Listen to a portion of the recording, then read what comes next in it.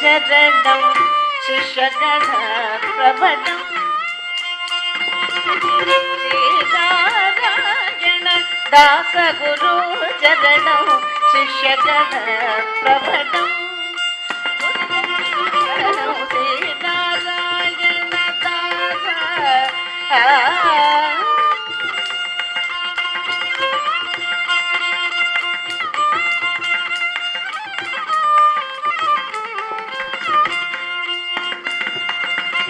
మానితం గౌతమాగ్రసదృశం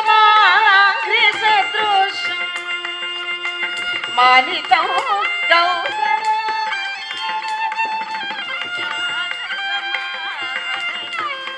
భరతనాట్యానుకరణం శ్రీనారాయణ దాస గురు చరణం శిష్యగణ ప్రవణం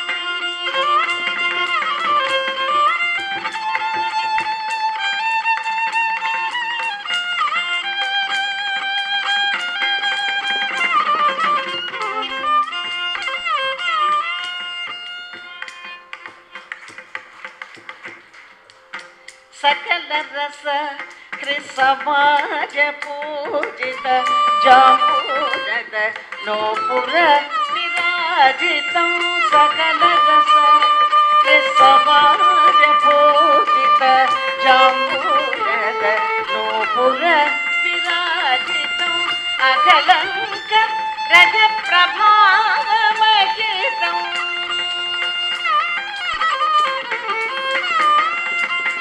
అకలంక గజ ప్రభావమగీతం ఆశ్రయామ్యగం సతతం దీక్షిత కరాచితం శ్రీనారాయణ దాస గురు చరణం శిష్యగణ ప్రవణం నిఖిల దురిత కరణం శ్రీనారాయణ దాస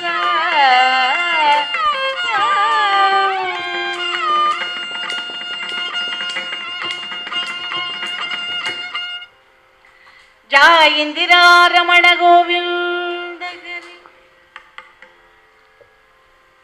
విజ్ఞులు రసజ్ఞులైన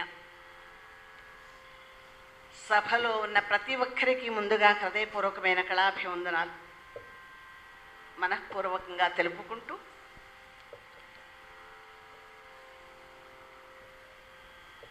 నూట 60 సంవత్సరాల నుండి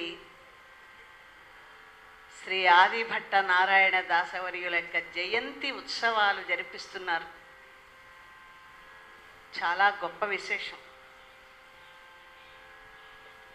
ఈ కార్యక్రమాల్లో చాలా సంవత్సరాల నుండి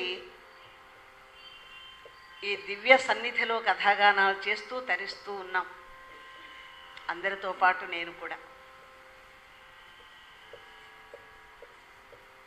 రామాయణం 2 రోజులని శర్మగారు నాకు చెప్పడంతో సీతా కళ్యాణం అనే కథను మీరు చెప్పండి అని నాకు సదావకాశాన్ని కలగజేసిన శర్మగారికి, వారి కుటుంబ సభ్యులకు, అలాగే మా కృష్ణయ్య గారికి, తదితర పెద్దలందరికీ హృదయపూర్వక కళాభివందనాలు మనస్ఫూర్తిగా తెలుపుకుంటూ కథలకు వస్తున్నాను. బంగాళాఖాతం లాంటి ఉపన్యాసం తగ్గించండి, హరికథలే ఎక్కువ చెప్పండి అని అందరికీ చెబుతున్నారు. సమయం తక్కువ కనుక కథలకు వచ్చేద్దాం. శ్రీమద్ రామాయణం యథార్థ రామాయణం. యథార్థము అంటే యథాతథంగా జరిగిన చరిత్ర.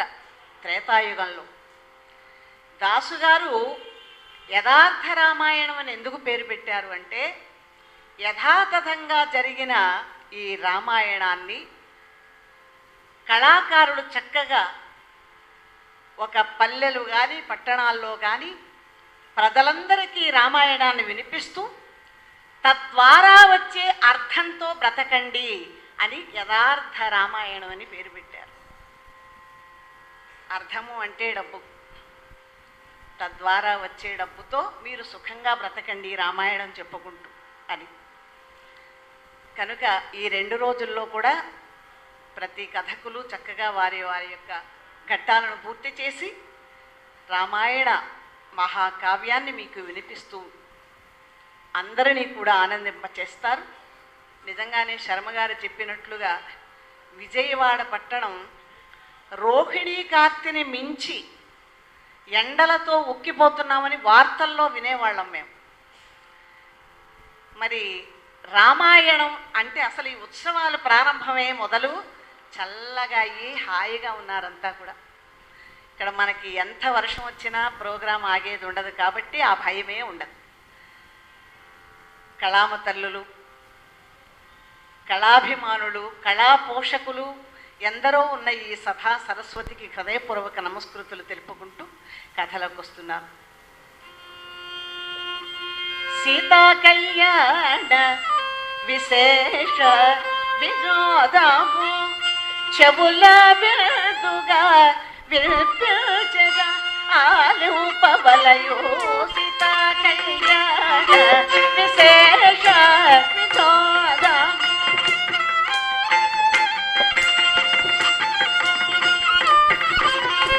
ఖ్యాతి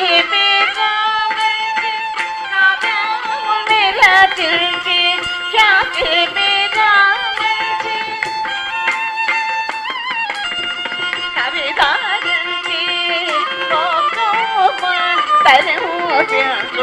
సీతా కళ్యాణ విశేష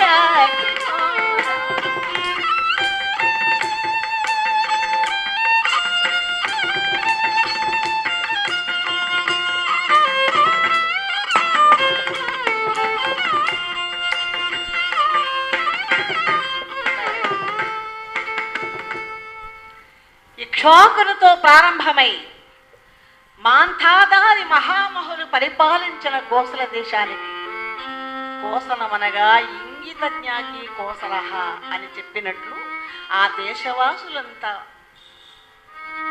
ప్రసిద్ధులు.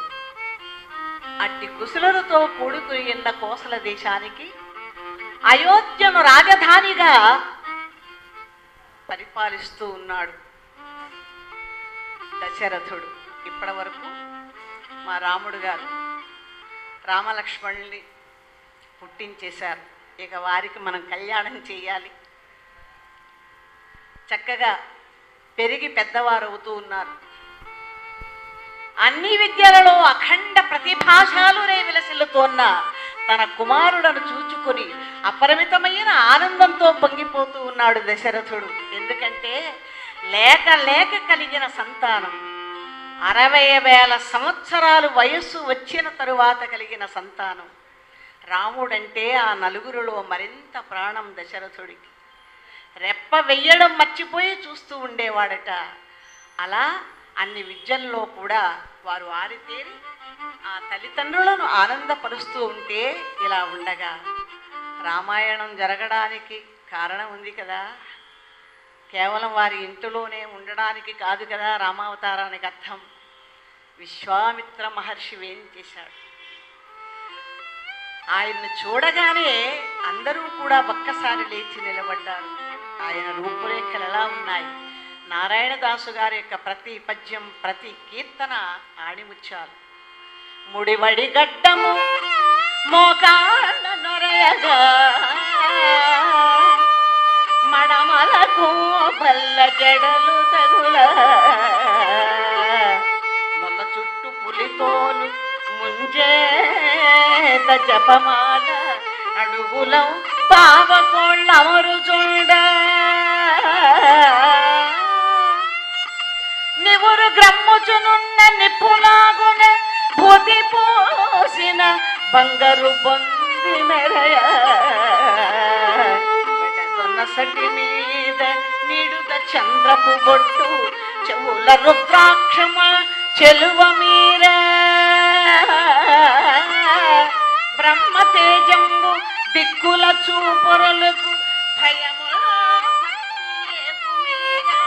వచ్చి రాజసత్కృతుడై పలికినిట్లు మధుర మేఘ గంభీర సంభాషణముల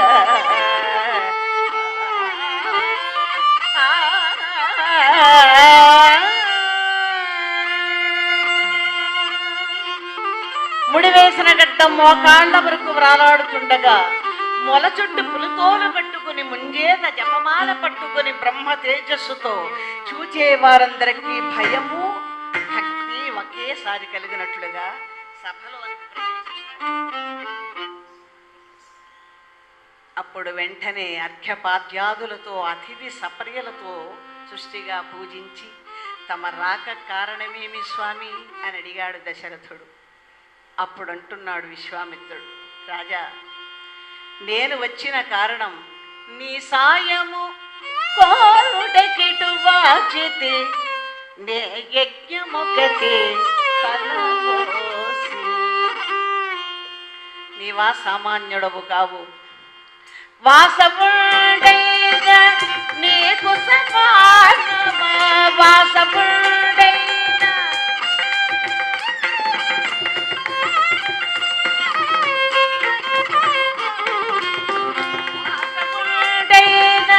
నీకు సమానమా బలిరా నీవు పుట్టిన రాసి నీ సాయము కోరుడకిటు వాచితి ఒకటి తలపోసి.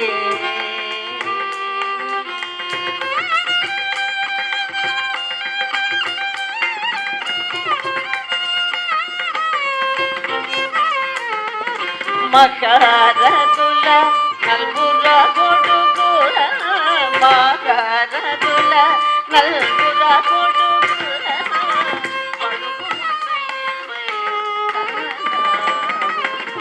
అగలమో జగముల సాటిలే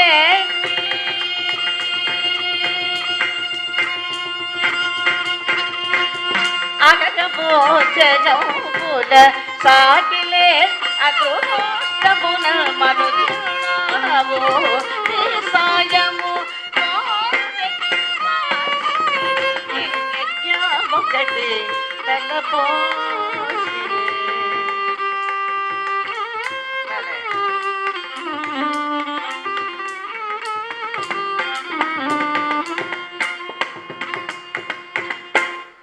రాజా, నేనొక యాగం తలపెట్టాను, అందుచే నీ సహాయం కోరి వచ్చాను. నీవు సామాన్యుడవు కావు, అమరేంద్రుడైనా అనుభవించలేని ఐశ్వర్యానుభూతులతో తొలతూగుతున్నావు. అంతేకాదు, వయోవృద్ధుడవై కూడా పరాక్రమవంతులైన నలుగురు కుమారులని పొందావు. నీ అదృష్టం అసామాన్యమై ఉన్నదని వేరుగా చెప్పనక్కరలేదు కదా అంటూ విశ్వామిత్రుడు ఆ విధంగా పలికేసరి పొంగిపోయాడు దశరథుడు.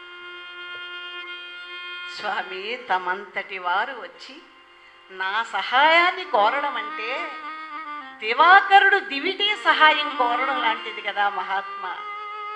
మీరు ఏదడిగినా ఇవ్వడానికి నేను సిద్ధంగా ఉన్నాను, అడగండి అన్నాడు. రాజా, నేను అడగదలసినదేమో తెలుసుకోకుండానే వేగిరపడి వాగ్దానం చేస్తున్నావు. తర్వాత పశ్చాత్తాపం చెందిన ప్రయోజనం ఉండదు, బాగుగా ఆలోచించుకో అన్నాడు.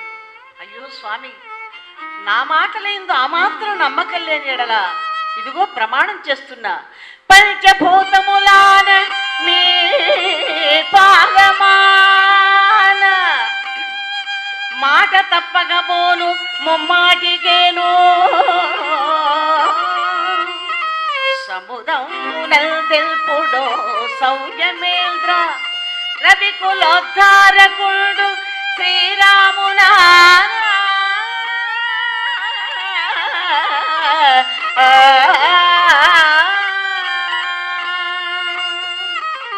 శ్రీరామచంద్రుడు సాక్షిగా ప్రమాణం చేశాడు, పంచభూతములు సాక్షిగా ప్రమాణం చేశాడు.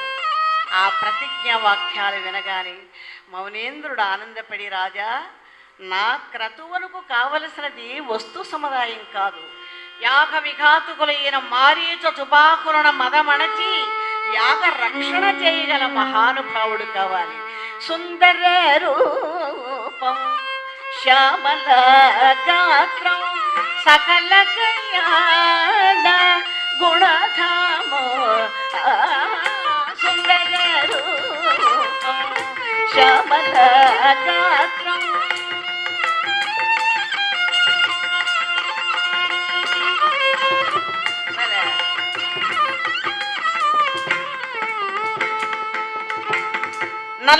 శరీరంతో అందమైనవాడు, సకల కళ్యాణ గుణ సంపన్నుడు, సత్య పరాక్రమం కలిగి యుద్ధంలో భయలేని వాడై రాజశ్రేష్ఠుడై పిల్ల జుట్టు ధరించి ఉన్న నీ జ్యేష్ఠ కుమారుడైన రామచంద్రుని నా వెంట పంపించు. రాక్షసులెంత బలవంతులైనప్పటికీ దయా సత్యంచ శౌచంచ రాక్షసానాం న విద్యతే. దయా ధర్మాది గుణశూన్యులైన నీచులు కావడం వలన వారికి తుదముట్టించాలి అంటే నీ కుమారుడు ఉండాలి అనగానే నెత్తి మీద పిడుగుపడినట్లది. లేక లేక కలిగిన పిల్లవాడు, పసివాడు, 16 సంవత్సరాలు కూడా నిండని పసివాడు. అలాంటి రామచంద్రుని భయంకరమైన రాక్షసుల మీదకి యుద్ధానికి పంపించమని అడిగితే ఏమి తల్లిదండ్రులైనా సహజంగా భయానికి లోనవుతారు కదా.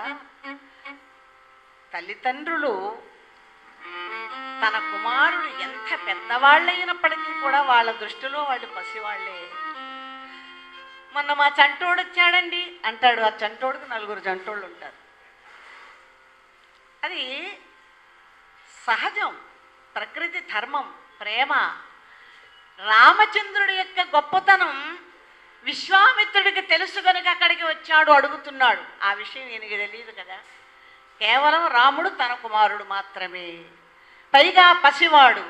అలాంటి పసివాడిని పంపించమని అడుగుతూ ఉంటే గడగడా వణికిపోయినాడు. స్వామి, ముక్కు పుచ్చలారని నా రాముడిని అడుగుతున్నాడు. ఆ రాముడెక్కడా? ముష్కరుడైన రాక్షసుడెక్కడ? నా ముద్దు బిడ్డని వారిపైకి ఉసుగలపడం న్యాయమేమో ఆలోచించాడు. నా కుమారుడికి 16 సంవత్సరాలు కూడా పూర్తి కాలేదు. వీడిని యుద్ధానికి పంపించమంటే ఎలా స్వామి? నేనే వస్తాను, నా చతురంగ బలాలతో వస్తాను. తమకు కావలసినవి దానవ సంహారం, యాగాక్షణమే కదా. ఈ పని నేను నెరవేరుస్తాను. కార్యసాఫల్యం కావాలి, కానీ వారు వీరు అనే విచారణ దేనికి? నా ప్రార్థన అంగీకరించండి, ఇట్లు అంటున్నందుకు నన్ను క్షమించండి అంటూ అగ్గి మీద వేసిన దుర్గలం మాదిరిగా భగ్గున మండిపడ్డాడు. ఎర్రగింత నక్క పిన్నయ్య మేల చూపినావురేడా, ఎర్రగింత నక్క పిన్నయ్య కోరిన దోసగేదని, కోరిన దోసగేదనని, కోరిన దోసగేదనని వా కొనలేద నా తోడ నక్క పిన్నయ్య మేల చూపినావురేడా.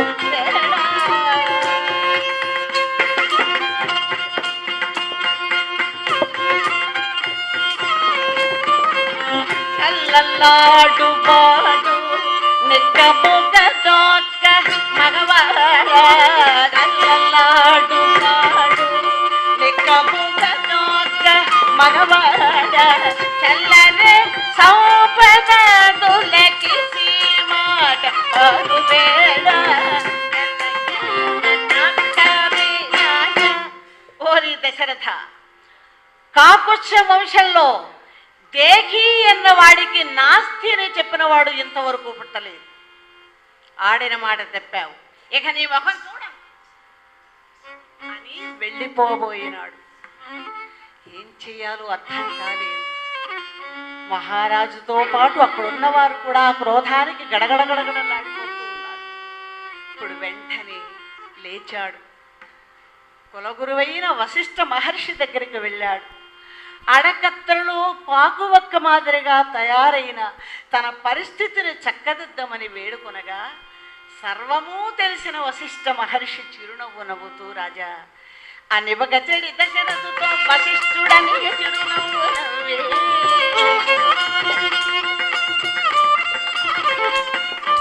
అనివగచెడి దశరథుతో వశిష్ఠుడని చిరునవ్వు నవ్వే, జననాథ రాముడు జగమైన ఎవరి రుంగుదురు రాముని సంగతి నేను రోజు తప్ప.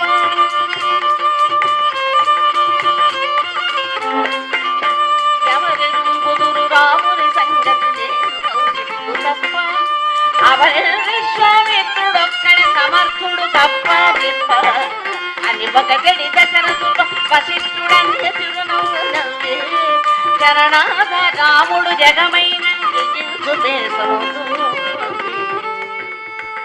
రాజా, రామచంద్రుడు ఎవరో నాకు తెలుసు. అట్టి శ్రీరాముని ఇంట నుంచి జగత్తునకు అపరాధం చేయవద్దని నీకు నేను చెబుతున్నాను. పైగా ఈ విశ్వామిత్రుడు కూడా సామాన్యుడు కాడు. ఆగ్రహానుగ్రహ సమర్థుడును అపరబ్రహ్మ అయిన ఈ మహనీయుని వెంట మన రామచంద్రుడిని పంపించడమే ఇప్పుడు మన కర్తవ్యం. అంతేకాదు, ఇప్పటి వరకు జరిగిన పొరపాటుకు ప్రాయశ్చితంగా రామునితో పాటు లక్ష్మణ్ణి కూడా పంపించమని హెచ్చరించాడు. మారు మాట్లాడక అంతఃపురము నుండి రామలక్ష్మణులను రప్పించి విశ్వామిత్రునికి అప్పగించాడు. జయ రమణ గోవింద. ఎప్పుడైతే ఇలా అప్పగించారో సంతోషంతో వారిని వెంటబెట్టుకొని ఆనాటి సాయంకాలానికి సరయూ నదీ తీరం చేరుకున్నారు. ఆ నదీమతలను అనేక విధాల ప్రార్థించారు. అలసి సొలసిపోయిన ఆ పసివాళ్ళిద్దరినీ కూడా దర్భలు పరిచి దాని మీద పరుండబెట్టారు. అలా పరుండబెట్టే ముందు వారికి బల అతి బలాన్ని విద్యలను ఉపదేశించి, నాయన మీకు ఇకపై అవసరమైనప్పుడు ఆకలి దప్పులు కానీ నిద్రావస్థ కానీ శత్రువుల వలన భయం కానీ ఉండదు. వీటిని జాగ్రత్తగా ఉపాసించవలసిందని చెప్పి ఆ రాత్రి అక్కడే విశ్రమించారు.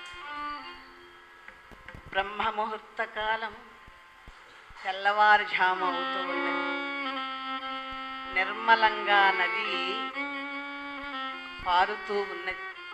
సరయూ నది ప్రశాంతంగా ఉంది. వాతావరణం చల్లని గాలులు వీస్తూ ఉన్నాయి. సంతోషంతో విశ్వామిత్రుని కట్టండి నిద్ర పట్టలేదట. మానవాకారంలో ఉన్న శ్రీ మహావిష్ణువే ఆయన అనే విషయం ఈయనకి తెలుసు కాబట్టి అలా ప్రశాంతంగా నిద్రిస్తూ ఉన్నాడట రాముడు. పసివాడు కదా, నడిచి నడిచి అలసి సొలసి ఉన్నాడు. అలా ఇద్దరూ నిద్రిస్తూ ఉంటే తదేక దీక్షతో చూస్తూ ఉన్నాడు. ఆ విశ్వామిత్రుడట ఈయన వైకుంఠవాసుడుగా ఉన్నప్పుడు ఆయన దర్శనం కోసం ఒకసారి వెళ్ళాడట. వెళితే ఆయన చాలా చాలా సందడిగా దేవతలు మునులు కొలుస్తూ ఉంటే అప్పుడు ఆయనకి సాధ్యం కాలేదు. వెంటనే వెనక్కి వచ్చేశారు. రెండవసారి వెళ్ళాడట. రెండోసారి వెళితే లక్ష్మీదేవి పాదాలు ముట్టుతూ కనిపించింది. ఈ ఏకాంత సమయంలో నేనెందుకులే అనుకున్నాడు, మళ్ళీ వెళ్ళిపోయినాడు. మూడవసారి వెళ్ళాడు. వైకుంఠవాసుడు నిర్మలంగా అలా చూస్తూ ఉంటే అబ్బా ఎంత ధన్యుణ్ణి అని దగ్గరకు వెళ్ళేసరికి గజేంద్రుడు లాంటి ఒక భక్తుడి యొక్క ఆర్తనాదం వినిపించడంతో హుటాహుటిన అక్కడి నుంచి వెళ్ళిపోయినాడట. ఆ స్వామిని ఎన్నిసార్లు కలవడానికి ప్రయత్నించిన అవ్వని ఆ స్వామి ఈరోజు మానవావతారంలో పసివాడై అందులో తనకు శిష్యుడై తనకి అత్యంత సమీపంలో హాయిగా నిద్రిస్తూ ఉంటే ఆ దివ్యమంగళ స్వరూపాన్ని చూస్తున్న విశ్వామిత్రుడి కటండి బ్రతికుండగానే కలిగిన మోక్షం అటండి అది. ఆ స్వామి నిద్ర లేవకుండానే ఒక్కసారి నమస్కారం చేసుకుని అప్పుడు అతన్ని నిద్ర లేపుతున్నాడు. నాయన కౌసల్య సుప్రజారామ పూర్వా సంధ్యా ప్రవర్తతే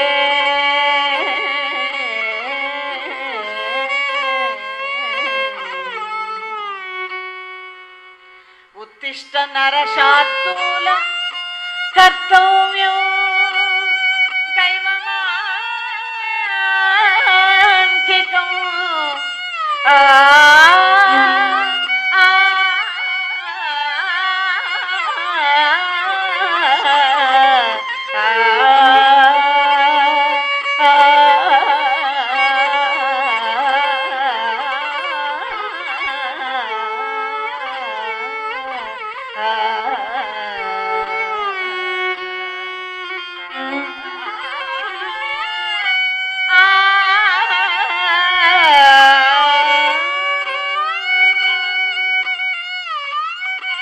కౌసల్యాదేవి సుపుత్రుడవైన రామ వేకువ కావచ్చింది లెమ్ము నాయన ఓ పురుష శ్రేష్ఠుడా.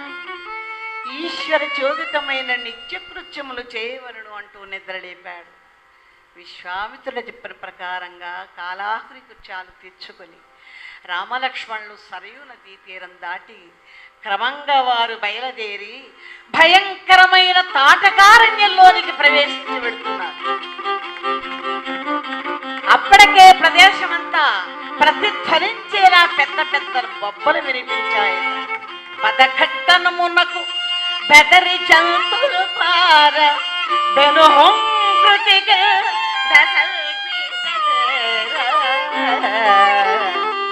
వ్రేలాడు గొప్పున బెదురు డొంకలు చిక్కుబడి నేల నూర్చు చప్పుడును నప్ప కాళ్ళగోదగులు వృక్షంబులన్నీయు గడ్డి కాడల వలె చాప కట్టుకొనగా అడుగడుగునకు మధ్య ఆ మాటికి పాటి ఏళ్ళు గుట్టలు ఇముడు చూడ లోని కూర్పు పులుపులను లాగా నరకపాడ ముక్తాభరణములెసగా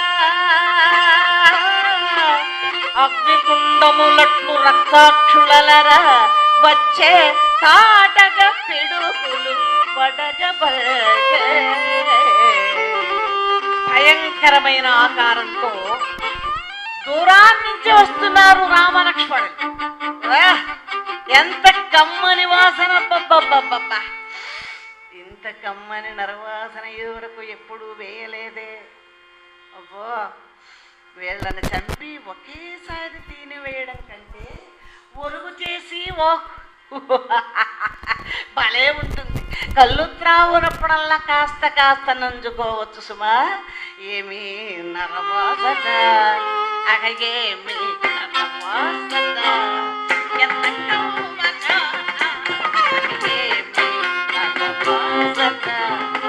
ఎంత కవ్వ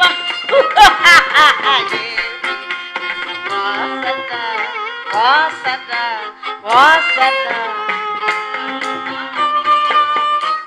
రగాయ పాడమో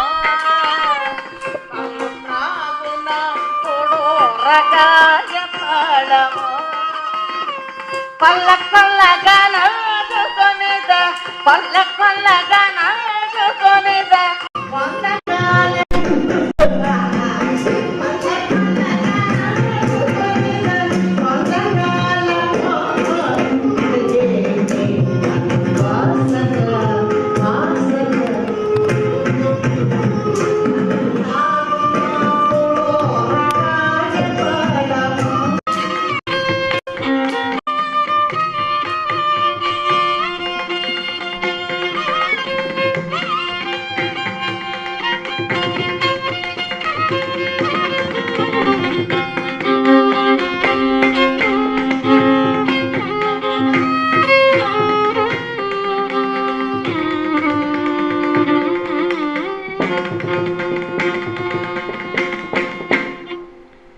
అలా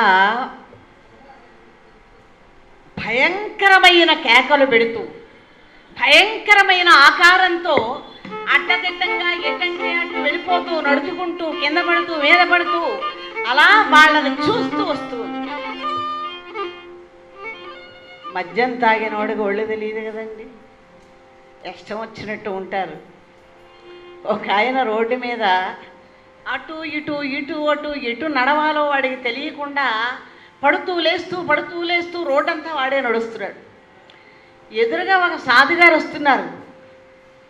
ఒరే మూర్ఖుడా, నన్ను ఎటు వెళ్ళనివరా?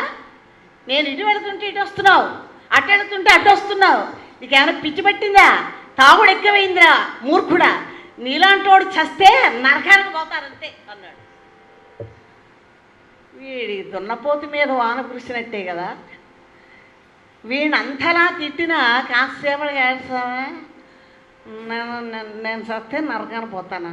అవును, నరకానికి పోతావంతే. అయ్య బాబాయ్, అంటే మరి నాకు సారా అమ్మనేవాడు చచ్చిపోయాడు అనుకోండి, ఆడెక్కడికి పోతాడు అన్నాడు.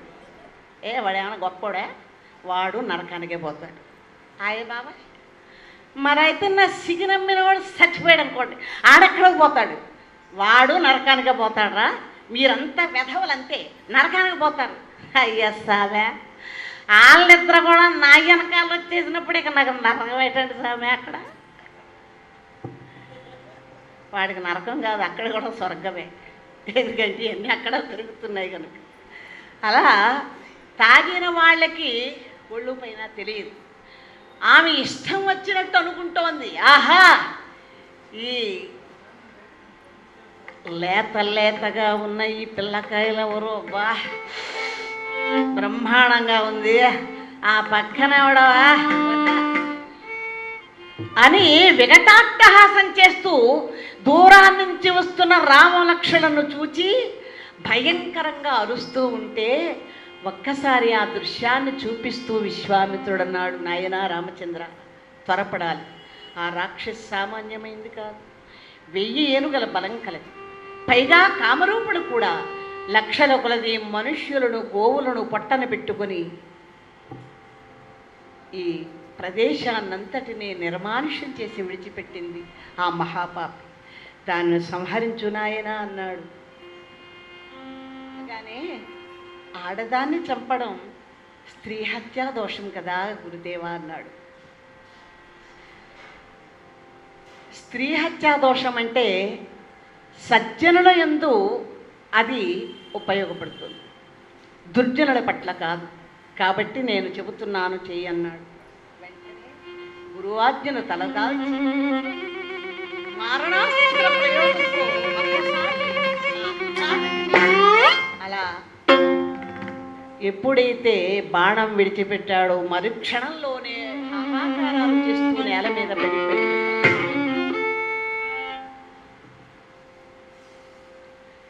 ఎప్పుడైతే అలా నేల మీద పడిపోయిందో వెంటనే తాటక ఎప్పుడైతే నేల కూలిందో సంతోషంతో మునులంతా దేవతలు పొంగిపోయినారట. పుష్పవృష్టి కురిపించారు రామచంద్రుడిపై. జాయ రమారమణ గోవింద, జాయ ఇందిరారమణ గోవింద, జాయ ఆంజనేయ వరద గోవింద. అంటే దుష్ట సంహారం జరిగినప్పుడు ఎంత సంతోషంగా ఉండాలండి, ఎంత ఆనందంగా అనాలి అంటే, ఇప్పుడు భోజనం టైం కనుక కాస్త తిన్న టిఫిన్ అయిపోతుంది కదా, అదేం వద్దు. రామనామం వింటున్నప్పుడు ఆకలి దప్పులు ఏమీ ఉండవు, అంత ఆనందంగా చక్కగా ఆస్వాదిస్తున్నారు మీరంతా కూర్చున్నారు అనండి. జాయ రమారమణ గోవింద, శ్రీరామచంద్రమూర్తికి, సీతామాయకు, వీర హనుమానునకు నమ. పార్వతీపతై హర హర మహాదేవ్. తాటక ఎప్పుడైతే నేల కూలిందో మునులంతా శ్రీరాముని ఘనంగా కొనియాడారు, దేవతల పుష్పవృష్టి కురిపించారు. వారిని తన సిద్ధాశ్రమానికి తీసుకుని వెళ్ళిపోయినాడు. వారు రాక కోసమే ఎదురు చూస్తూ ఉన్నారటండి మునీశ్వరుడు. రామచంద్ర దివ్యమంగళ స్వరూపాన్ని చూచారు, తన్మయులైపోయినారు. గరుడ గమన తవ చరణ కమలమిక మనసిల సతుమరీక్షం, గరుడ గమన తవ చరణ కమలమిక మనసిల సతుమరీక్షం, మనసిల సతుమరీక్షం. మమ తాపమ గురుదేవ, మమ పాపమ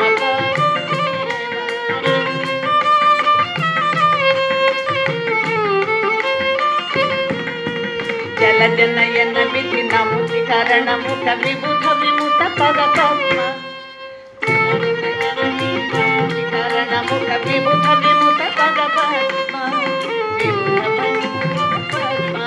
మమ తాపమ గురుదేవ, మమ పాపమ గురుదేవ, మమ తాపమ గురుదేవ.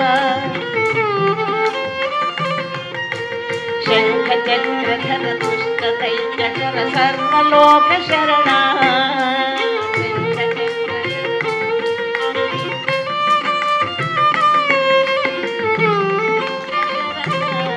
మమ తాపమ గురుదేవ, మమ పాపమ గురుదేవ, మమ తాపమ గురుదేవ.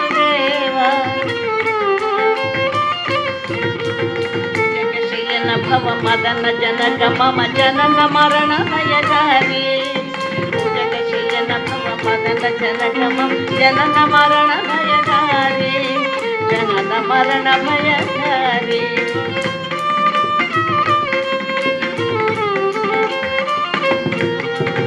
అగణిత గుణగణ అశరణ శరణద విదలిత సుర విభుజాల అగణిత గుణగణ అశరణ శరణద విదలిత సుర విభుజాల విదలిత సుర విభుజాల మమ తాపమ పా గురుదేవ మమ పాపమ పా గురుదేవ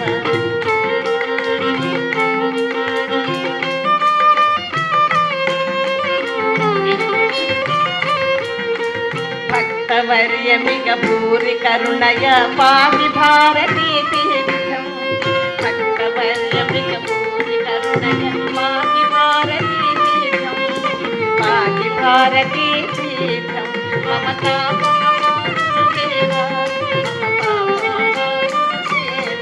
మమ తాపమ గురుదేవ మమ పాపమ గురుదేవ. జయ రమణ గోవింద. ఆ పరమాత్మను మునీశ్వరులంతా అలా ప్రార్థించారు. ఒక మంచి ముహూర్తంలో యజ్ఞం ప్రారంభమైంది. గురువార్జున తలదాల్చి అహోరాత్రులు యజ్ఞశాలను కంటికి రెప్పవలే కాపాడుతున్నారు. దినత్రయం దివ్యంగా గడిచింది. అంటే 3 రోజులు గడిచింది. 4వ రోజున నలుగురికి అనుమానం కలిగింది. వాతావరణంలో ఏదో మార్పు కనిపిస్తుంది. 5వ నాటి రాత్రి తమ అనుచరులైన అసురుముఖల్ని వెంటబెట్టుకుని మారీచ సుబాహులు రానే వచ్చారు. తల్లిని చంపినందుకు రామచంద్రుడిపై పగబట్టాడు మారీచుడు. ఆయనకు ఒక మంచి స్నేహితుడున్నాడు సుబాహుడు. ఆ ఇద్దరు అక్కడికి వచ్చి నానా బీభత్సం చేస్తూ యజ్ఞశాలను సమీపించి హోమగుండంలో రక్తధారుడు ప్రపించబోతుంది, మాంసఖండన పడవేయబోతున్న సమయంలో విశ్వామిత్రుడు హెచ్చరించాడు, రామా ఇక నీదే భారం. ఎప్పుడైతే అలా చెప్పాడో వెంటనే రామచంద్రుడు మారీచునిపై వాయువ్యాస్త్రాన్ని ప్రయోగించాడు. ఆ అస్త్రము వారిని తరిమి తరిమి మునుముందు వాడొక ప్రధాన కార్య నిర్వహణకు అవసరముకు వ్యక్తి వలన వారిని చంపకుండా సముద్ర మధ్య పడవేచి తిరిగి వచ్చాడు. తరువాత సుబాహునిపై జాతవేదీశరం ప్రయోగించగా సైన్య సమేతంగా వారిని పరిమార్చి తిరిగి వచ్చింది. మారీచుడు మాత్రం చావు తప్పి కన్ను లొట్టపోయిందన్నంత సామెతగా నాటి నుంచి రామరామాన్ని జపిస్తూ కాలం గడుపుతూ ఉన్నాడు. ఇట్లా నిర్విఘ్నంగా యాగం పూర్తయినందుకు విశ్వామిత్రాది మౌనేంద్రులందరూ రామలక్ష్మణులను ఘనంగా కొనియాడారు. అంతలో మిథిలా నగర పరిపాలకుడైన జనక మహారాజు వద్ద నుండి ఒక ఆహ్వాన పత్రము వచ్చింది. ఆ పత్రాన్ని అందుకున్నాడు. దానిలోని విషయానికి లోలోపల మురిసిపోతూ విశ్వామిత్రుడు, రామా నీకు వివాహం చేసే మహద్భాగ్యాన్ని కూడా నాకే ప్రసాదిస్తున్నావా, ధన్యుణ్ణి అని మనస్సులో అనుకుని వెంటనే రామచంద్రుడితో అంటున్నాడు, నాయన రామ పోదామోరా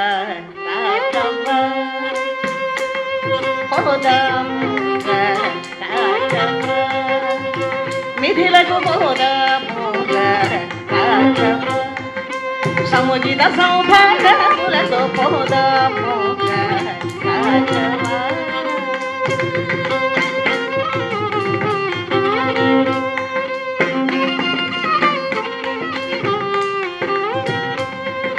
మోదాముతో మనకు ముఖ్య కార్యము గలదు, మోదాముతో మనకు ముఖ్య కార్యము గలదు, పోదామోరా రాఘవ.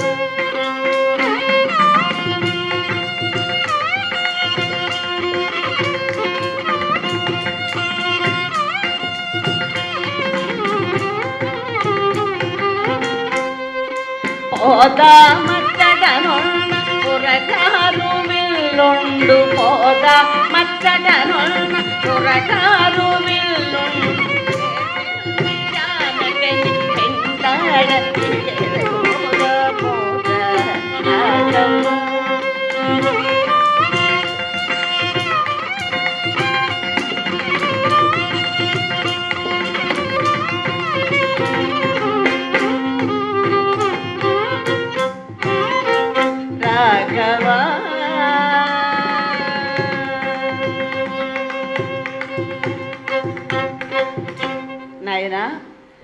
జనకుని గృహంలో శివధనస్సు సనాతనంగా పడి ఉంటుంది. దానిని ఎగ్గిపెట్టిన వాడికి తన కన్యనిస్తారని చాటించాడు మహారాజు. శుభస్య శీఘ్రం అన్నారు పెద్దలు. మనం అవశ్యం బయలుదేరడం మంచిది అన్నాడు. అనగానే రామచంద్రుడు నవ్వి, గురుదేవా, ధను ఎక్కిపెట్టినందుకు కన్యనే ఇస్తానని చాటించాడన్నారే, ఆ విల్లు ఎక్కుపెట్టడంలో విశేషం ఏముంది కనుక అనగానే, కాదు నాయనా, కాదు. ఒక్క రాజలోకమే కాదు, త్రిలోకాలు ఏకీభవించిన త్రిలోచనుడి విల్లు ఎక్కుపెట్టడం సాధ్యం కాదు. కానీ అవతారమూర్తివైన నీవు పరమేశ్వరుని విల్లు ఎక్కుపెట్టి సీతామహాలక్ష్మిని స్వీకరించగలవని విశ్వసిస్తున్నానని చెప్పి రామలక్ష్మణులతో బయలుదేరాడు. అలా విడుతూ ఉండగా మార్గమధ్యంలో సుందరమైన వనం కనిపించింది.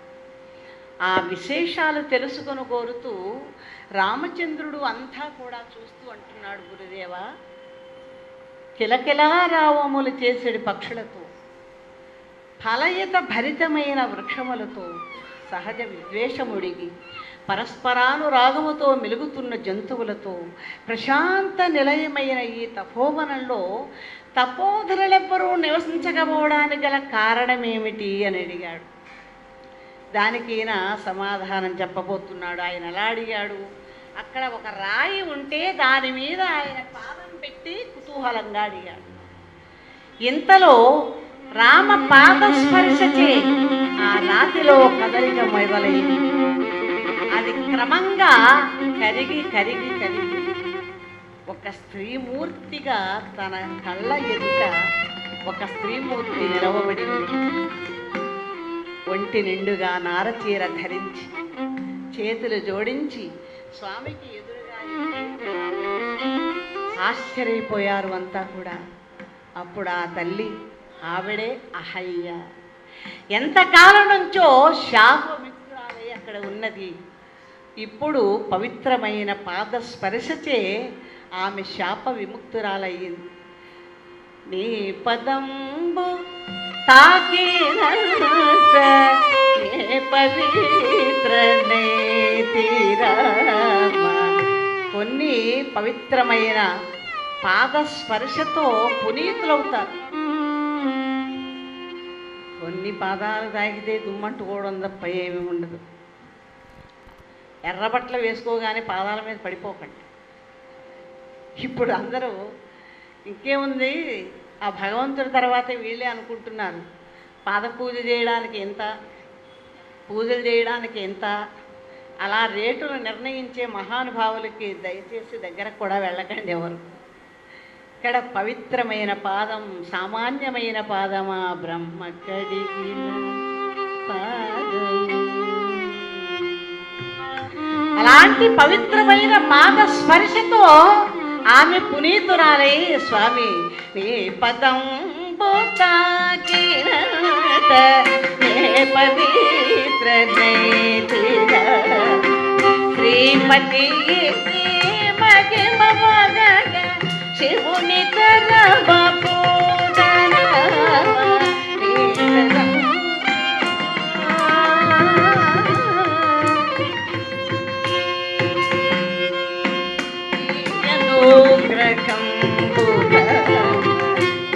గణమది పెరములే నీయను గణమది పెరములే వేగేలా నీవు దాక వేగేయుగానరాదు సగుణుండవు నిర్గుణుడు సజ్జన రక్షగుండవు సగుణుండవు నిర్గుణుడు సజ్జన రక్షకుండవు జగము నీకు వేరుగా పదం పవిత్రనే శ్రీపతి మహిమ మగడ శివుని పదం తాకిన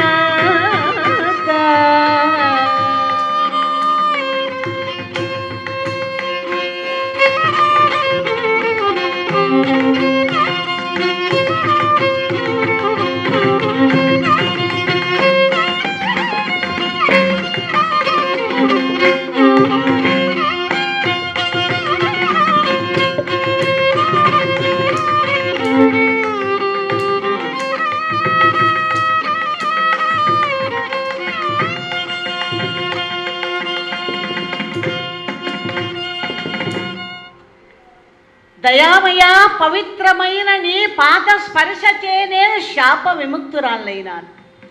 నీ మహిమ వర్ణించడానికి సరిపోదు.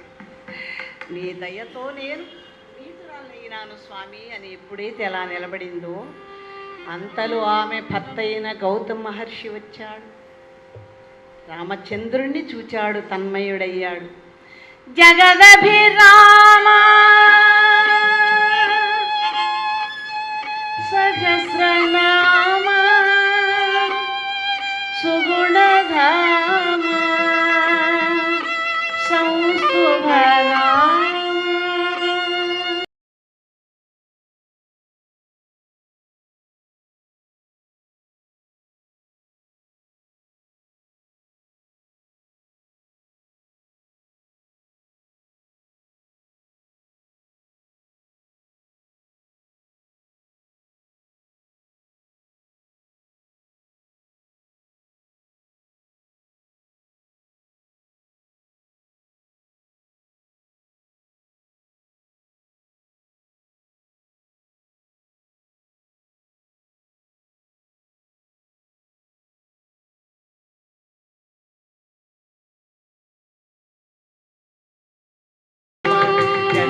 శ్యామా కనడి పూర్ణిమా కనడి ధనత్వం శాంతి సోమ.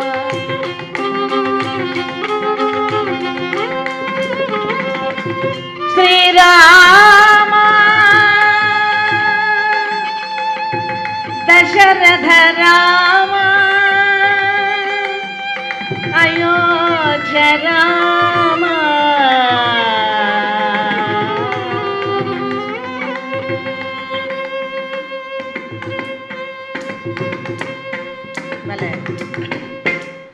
ఆ విధంగా రామచంద్రుని వేణోళ్ళ కొనియాడి తర్వాత తన సతీమణితో స్వస్థానం చేరుకున్నాడు. జై శ్రీమద్రమారమణ గోవింద. అక్కడి నుంచి అందరూ కూడా బయలుదేరి గంగా నది ఒడ్డుకు చేరుకున్నారు. మిథిలా నగరంలో ప్రవేశించాలి. పడవరు నడిపే నావికుడు కంగారుగా పరుగున వచ్చాడు. సామే సామే ఆగండి సామే అన్నాడు. ఈయన కాలు పెట్టబోతున్నాడు. సామే ఆగండి ఆగండి. మీరు అనుకోవచ్చు అడవులకు వెళ్ళేటప్పుడు కదా ఈ నావికుడు వచ్చేది, ఇప్పుడు ఎందుకు వచ్చాడు అంటే ఒక భక్తుడిని మనం ఎన్నిసార్లు అయినా తీసుకురావచ్చు, తప్పులేదు. ఆయన రామభక్తుడు. రాముడు ముగ్గురికే ఇచ్చాడట ఆలింగన భాగ్యం. ఒకటి గుహుడు, రెండవది భరతుడు, మూడు ఆంజనేయ స్వామి. ఈ ముగ్గురు మహాభక్తులు, రామభక్తులు వారు తరించారు. అందుచేత పరుగున వచ్చాడు సామే.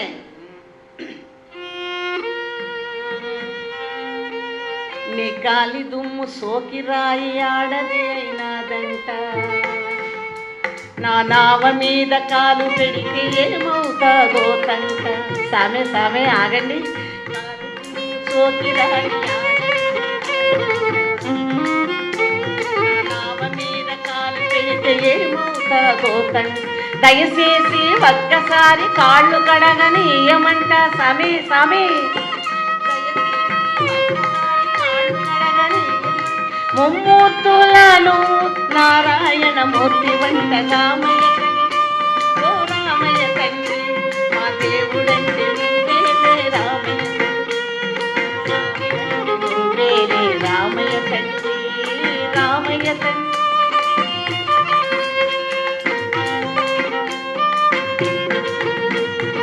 అందరినీ దరి చేర్చే మహారాజువే, అందరిని చేర్చమని నన్ను అడుగుతున్నా. కాళ్ళు కడిగించుకున్నాడు గుహుడితో, గురువు గారితో సోదరుడితో పడవనెక్కాడు. ఆయన ఎదురుగానే ఈయన నడుపుతూ తన్మయుడై సామే అందరినీ దరి చేర్చి అందరిని చేర్చమని నన్ను అడుగుతున్నావి. నువ్వు దాటలేక కాదులే రామయ్య తండ్రి, నువ్వు దాటలేక కాదులే రామయ్య తండ్రి, నన్ను దయ చూడగా వచ్చావు రామయ్య తండ్రి.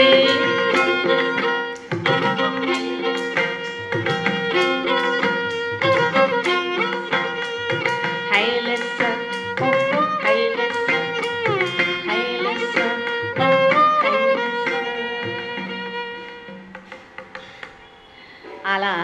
కాలేజీకి చేర్చి వారి వద్ద సెలవు తీసుకుని అక్కడి నుంచి వెళ్ళిపోయినాడు దాకా. జాయనమా రమణ గోవింద. మిథిలా నగరంలో ప్రవేశించగానే పచ్చని పందెళ్లతో ముత్యాల ముగ్గులతో అలంకరించి వీధి వీధికి స్వాగత చిహ్నములు కలిగించి కన్నులకు పండువై కనిపిస్తుంది. అంగ వంగ కళింగ కాశ్మీర కర్ణాటక బర్బర్ విదర్భాది దేశాల నుండి మహారాజులంతా వస్తున్నారు. రాజసేవకులు వారికి తగిన ఏర్పాట్లన్నీ అప్రమత్తులే చేస్తున్నారు. వార్తాహరుల వల్ల జనక మహారాజు విశ్వామిత్రుడు రాకని గురించి విన్నాడు, ఎదురు వెళ్ళాడు, స్వాగతం పలికాడు. వారిని సగౌరవంగా తీసుకుని వచ్చి ఉచితాసనాలపై కూర్చుండబెట్టాడు. తరువాత మునిరాజు వెంటనున్న రాకుమారులెవ్వరో తెలుసుకోవాలని మునీంద్ర. వీరెవ్వరో తెలుపు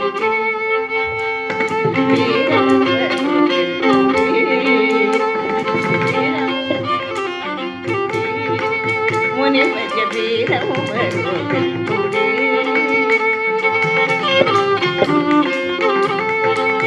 వీరులు మేరు సమాన సుధీరులు, మేరు సమాన సుధీరులు, వీరు రాగల కారణమే.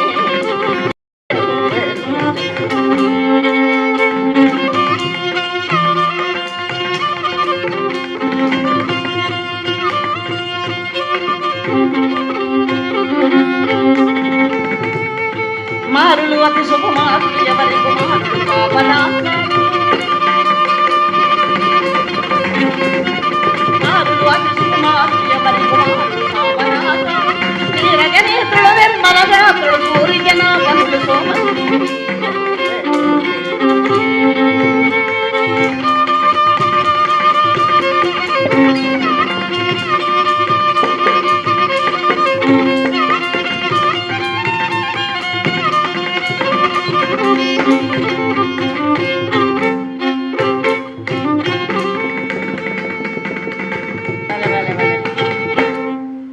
శ్రీకాకుళం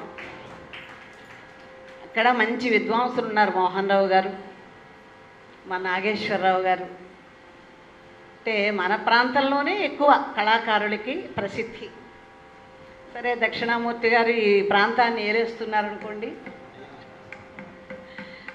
వైలన్ విద్వాంసునిగా చక్కటి డాక్టరేట్ కూడా పొందారు. మరి వారు మా వైలన్ విద్వాంసులందరికీ గర్వకారణం. అలాగే ప్రతి సంవత్సరం కూడా ఇక్కడ నిలయ విద్వాంసులుగా ఈ సంవత్సరం కొంతమంది కొత్త వారిని తీసుకొచ్చారు. మా శర్మ గారు, పద్మనాభ శర్మ గారు. అంతే, రావాలండి, అందరూ రావాలి. ఒక్కో సంవత్సరం మాకు గ్యాప్ ఇస్తారు, ఇంకొక కొత్త వారిని తీసుకొస్తూ ఉంటారు. అలా ఈ ఉత్సవాలంటే పెద్ద ప్రసిద్ధి, చాలా గొప్పగా చెప్పుకుంటారు. మరి వారికి తోడయ్యారు మా కృష్ణయ్య గారు కూడా. కొన్ని సంవత్సరాల నుంచి వారి యొక్క చేయూతను కూడా ఇస్తున్నారు. కరోనా సమయంలో మరి మా అందరినీ ఎంత ఆదుకున్నారండి వారు కానీ, శంకరనారాయణ గారు కానీ. వారందరికీ కూడా మా పద్మనాభ శర్మ గారే, వారి ద్వారా వీరంతా కూడా ఎక్కడెక్కడ హరిదాసులు ఉన్నారండి, ఎక్కడెక్కడ ఈ వైలన్ కళాకారులు, హరికథా కళాకారులు, మృదంగ కళాకారులు అంటే మా అందరి అడ్రస్లు ఇచ్చి వారికి చెయ్యండి, వీరికి చేయి, వారు వీరని లేదు అందరికీ. ఎందుకంటే కళా కార్యక్రమాలు లేవు కదా, అసలు అన్నీ దెబ్బతిన్నాయి కదండి. కరోనా సమయంలో మేమున్నాము అని కొంత ఊరట మా అందరికీ. కృష్ణయ్య గారు లాంటి, అలాగే మన శంకర్ నారాయణ గారు లాంటి మహానుభావులు, మరి వారి రుణం మేము తీర్చుకోలేము. ఎప్పుడూ కూడా వారు మాకు పూజనీయులే. సంతోషం అండి. ఇక మా కళాకారులు అందరూ, శివపార్వతి గారు, నాగమణి గారు తెనాల నుంచి చక్కగా వచ్చారు. అలాగే ఆవిడ ఇందిరాబాల గారి యొక్క చెల్లయ్య గారు, కళ్యాణి గారు. ఆవిడ నేను మర్చిపోయా. ఏమండి బాగున్నారండి బాబు, ఈవిడ ఎక్కడో చూసినట్టున్నారు అనుకున్నా. తర్వాత చెప్పారు ఆవిడ, మేము 2-3 సార్లు కలిసామంటే తరచుగా కలవకపోవడం వల్ల కొంచెం నేను గుర్తుపట్టలేకపోయానమ్మా, ఏమనుకోవద్దు. వీరంతా కూడా సభలో ఉన్నారు. అలాగే మా అన్నయ్య గారండి, మా కళాకారుల సంఘానికి ఆయన అధ్యక్షుడు. రోజు మీ కార్యక్రమాలకి ఆయన వచ్చి చక్కగా మంచి మ్యాటర్ తోటి ఈ ఫొటోస్ పెట్టి ఫేస్బుక్లో పెడతారు. విజయవాడలో కార్యక్రమాలు మేము ఇక్కడే కూర్చొని చూసినట్టుగా ఉంటుంది మాకు. అంత ప్రచారం ఆయన ఈనాడులో కూడా చేశారు. మంచి ఉపాధ్యాయులైన హెడ్ మాస్టర్గా రిటైర్ అయ్యారు. సతీ సమేతంగా మరి ప్రతిరోజు ఆయన వస్తున్నారు. ఇవాళ మా వదినమ్మ కూడా వచ్చారు. చాలా సంతోషం. మీ ఇద్దరికీ కూడా ధన్యవాదాలు తెలుపుకుంటున్నాను. అందరికీ పేరు పేరు చెప్పున నమస్కారాలు మరొక్కసారి నేను తెలుపుకుంటూ, జై రమారమణ గోవింద.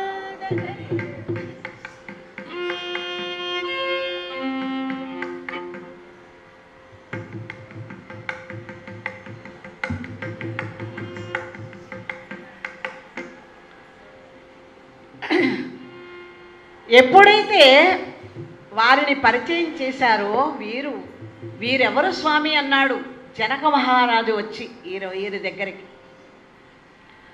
రాజా, పామరుల దృష్టిలో ఇతడు సూర్య వంశానికి చెందిన దశరథుని కుమారుడు మాత్రమే కావచ్చు, కానీ తత్వవేత్తవైన నీవు అలా ఊహించమని నేను తలుస్తున్నాను.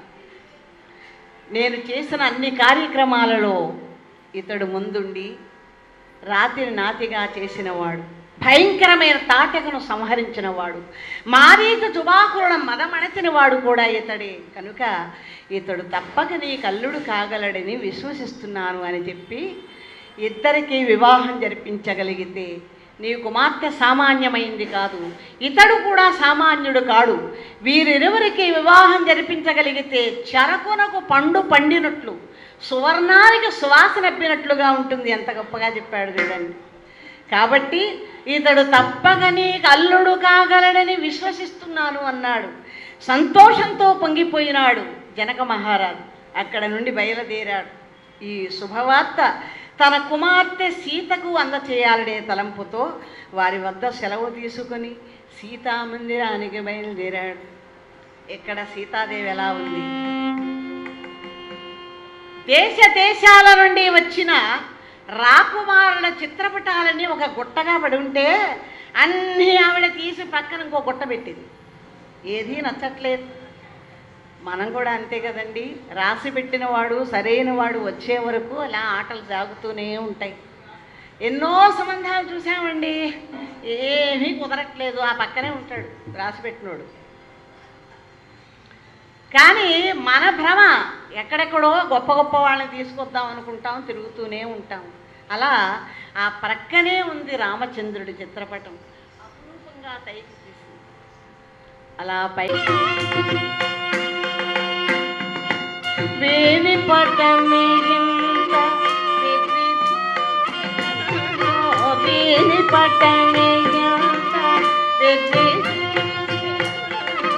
తాను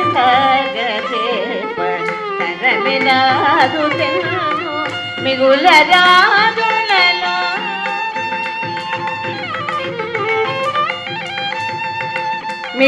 రాజులలో మించియున్నవాడు నెగడి మృగములందు సింగము బలివీడు ఎందరైన వారి ఇతడు గాడదేవి అందచాడు ఈడౌరాదు సారి ఎందరైన.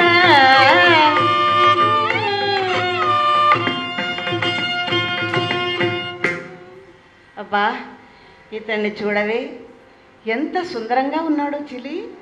నూనూగు మీసాలు, ముద్దుల మూటగట్టి నవ్వుముఖం, విశాలమైన నేత్రాలు, ఆ సోగ ముక్కు, ఆ ఉంగరాలు తిరిగిన జుట్టు. అబ్బబ్బబ్బా, ఇతన్ని వర్ణించడం నాకు సాధ్యం కావడం లేదే అంటూ రామచంద్రుడి యొక్క సౌందర్యాన్ని గూర్చి చెబుతూ ఉంటే అప్పుడే అక్కడికి వచ్చి ఆ మాటలన్నీ విన్నాడు జనక మహారాజు. ఆమె యొక్క మనస్సు రామచంద్రుడిపై లగ్నమైందని గుర్తించాడు. వెంటనే ఆమెను సమీపించాడమ్మా జానకి, నీ చేతిలో చిత్రపటంలో ఉన్న రాకుమారునితో సహా అన్ని దేశాల నుండి రాకుమారులందరూ వచ్చేశారు. నీ స్వయంవరోత్సవం రేపేనమ్మా అని చెప్పి అక్కడి నుంచి వెళ్ళిపోయినాడు. ఆవిడ మనసుకు ఆనందానికి అవధులు లేవు. పరుగు పరుగున చెలికెత్త దగ్గర వెళ్ళింది. ఏ చలి ఇలారా? ఏమిటమ్మా, ఇప్పుడు నాన్నగారు వచ్చి ఒక మాట చెప్పారే, ఇదిగో ఈ చిత్రపటంలో ఉన్న రాకుమారుడితో సహా అన్ని దేశాల నుండి రాకుమారులంతా వచ్చేసారట. నా స్వయంవరొచ్చు రేపేనటే. చెలి దీన్ని తీసుకొని ఆ రాకుమారుడు ఎక్కడున్నాడో ఒక్కసారి చూచిరావే, వెదకీరా.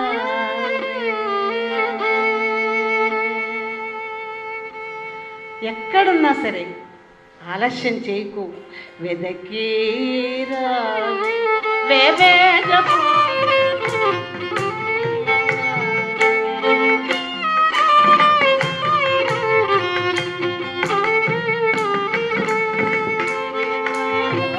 ఇటువంటి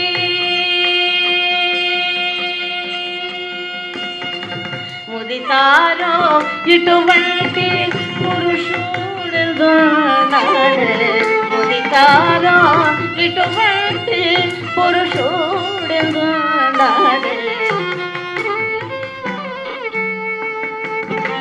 వేగపోవే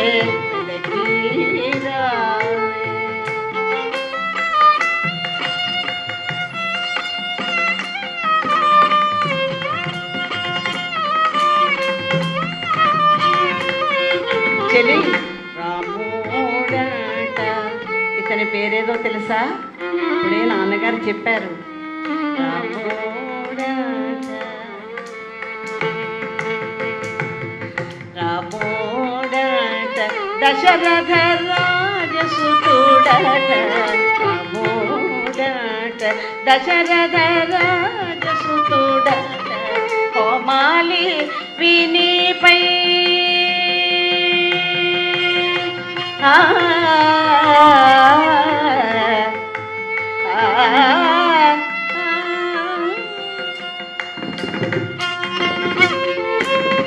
కోమాలి వినిపై కోరిక పుట్టెను. ఎట్లానో ఎప్పుడు చూడకుండా పటముగా కాడు అప్పప్ప వేగపోవే వెదకీరా. వేగపోవే వెదకి రావే.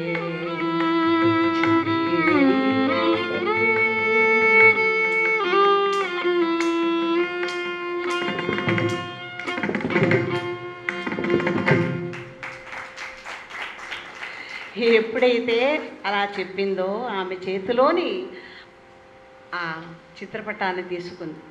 రాకుమారులకై ఏర్పాట్లు చేయబడ్డ విడుదలన్నీ రహస్యంగా తిలకించింది. ఎక్కడా కనిపించలే. ఉద్యానవనం చేరుకున్నది. అక్కడ కనిపించారండి రామలక్ష్మణులు. ఆశ్చర్యంగా చూస్తూ ఉంది. ఎందుకంటే చిత్రపటంలో కన్నా 1000 రెట్లు సౌందర్యవంతుడై ప్రకాశిస్తున్నాడు రామచంద్రుడు. చాలామంది అంటారు ఇది ఫోటోజెనిక్ ఫేస్ అండి అంటారు. అంటే మీరు విడిగా చండాలంగా ఉన్నారని అర్థమా? మీ అమ్మాయికి ఇందులో ఎలా ఉన్నాడండి, చాలా బాగుంటాడండి అంటే విడిగా ఇంకా బాగుంటాడండి. కొంతమంది విడిగా ఏడ్చినట్టు ఉంటాడండి, ఇందులోనే బాగున్నాడు, ఇట్లా మాట్లాడతారు. కానీ ఇక్కడ చిత్రపటంలో కన్నా 1000 రెట్లు సౌందర్యవంతుడై ప్రకాశిస్తున్న రామచంద్రుని చూచి లోపల అచ్చరు పొందుతూ పరుగు పరుగున ఆ జానకి దగ్గరకు వెళ్ళింది. అతని సౌందర్యాన్ని గురించి చెబుతూ ఉంటే ఆమె మనసు ఆగలేదట. ఎప్పుడెప్పుడు రాముణ్ణి చూద్దామా అని చెలికెత్తలందరినీ వెంట పెట్టుకొని ముందుగా తన ఇష్ట దేవత అయిన పార్వతీ ఆలయానికి వెళ్ళింది. ఆ జగజ్జనని లోకమాత పార్వతీదేవిని శ్రీరామచంద్రుణ్ణి తన భర్తగా అనుగ్రహించమని వేడుకుంటూ ఇలా ప్రార్థిస్తూ ఉంది. శ్రీపీఠాగ్ర నివాసిని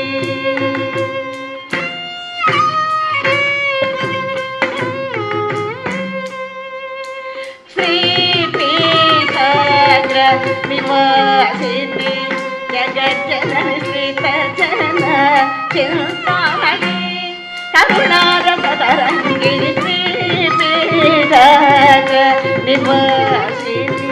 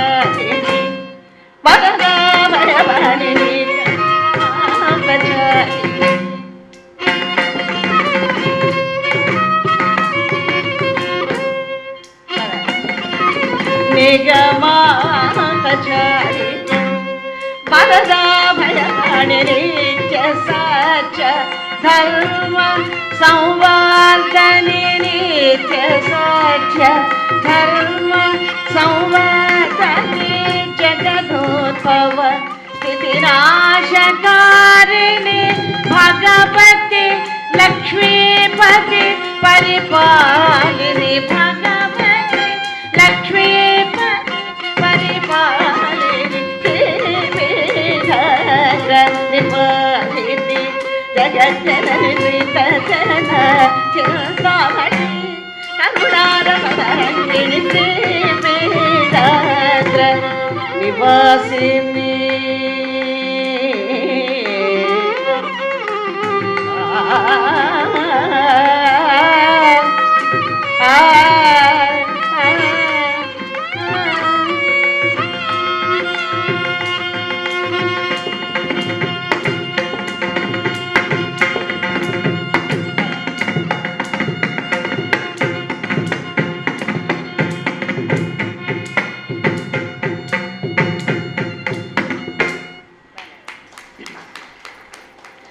అలా శివకామని స్తోత్రం చేసి వనవిహారం అనే నెపంతో ఉద్యానవనం చేరుకున్నది. అన్ని చోట్ల వెతుకుతోంది పాపం. అనుకున్నవాడు ఎదురుగా కనిపించకపోతే మనసు ఆవేదన పడుతుంది కదా. ఎక్కడున్నాడే చెలి ఏడే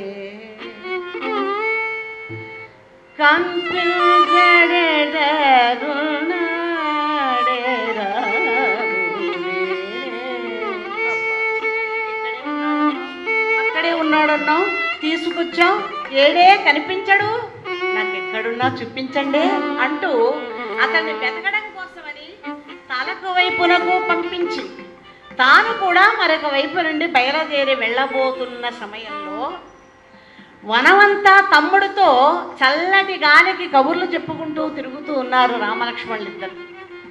అలా ఆయనలా వస్తూ ఉన్నాడు. ఈమె ఇలా వెళుతూ ఎక్కడ కనిపించినా చెప్పాలి సుమా అంటున్న సమయంలో ఒక్కసారి రాముడు తనకి అతి సమీపంలో కనిపించే సిగ్గుతో ఒక్కసారి పరుగు పరుగున తల వంచుకుని పొన్నకున్న మాటనకు వెళ్ళిపోయింది. అంటే ఒక చెట్టు చాటుకు వెళ్ళిపోయింది.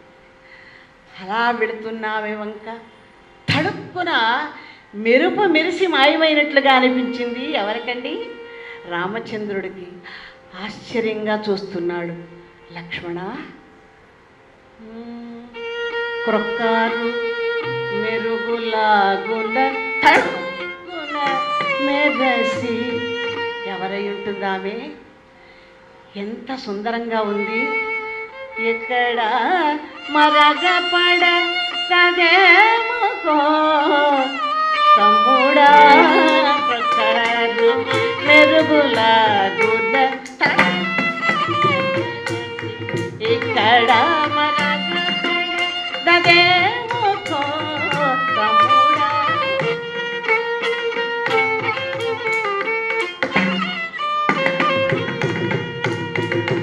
కెంపెదవి కరచుకొని క్రీగంటి చూపు, క్రించెదవి కరచుకొని క్రీగంటి చూపు, నా మనసు లాగుకొని అవతో గరమున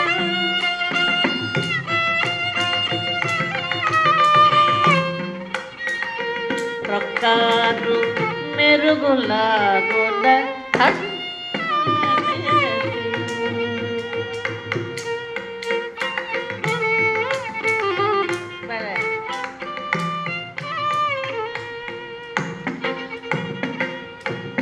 ఆపే వనలక్ష్మియో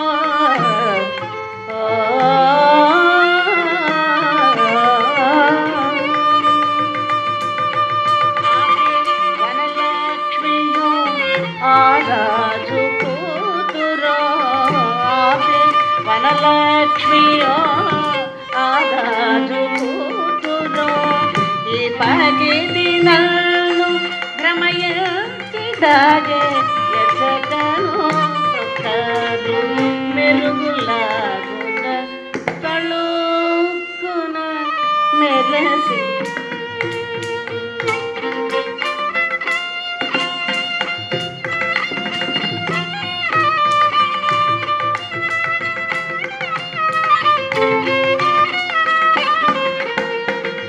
మళ్ళీ రాదేమినా మనసమే ఎడగిద్దే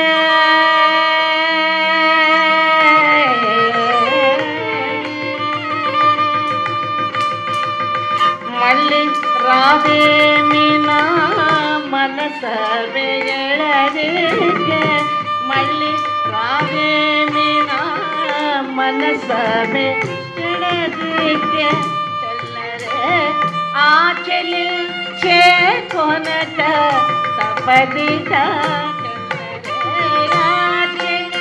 చేకొనక తపదిక ప్రకారు మెరసే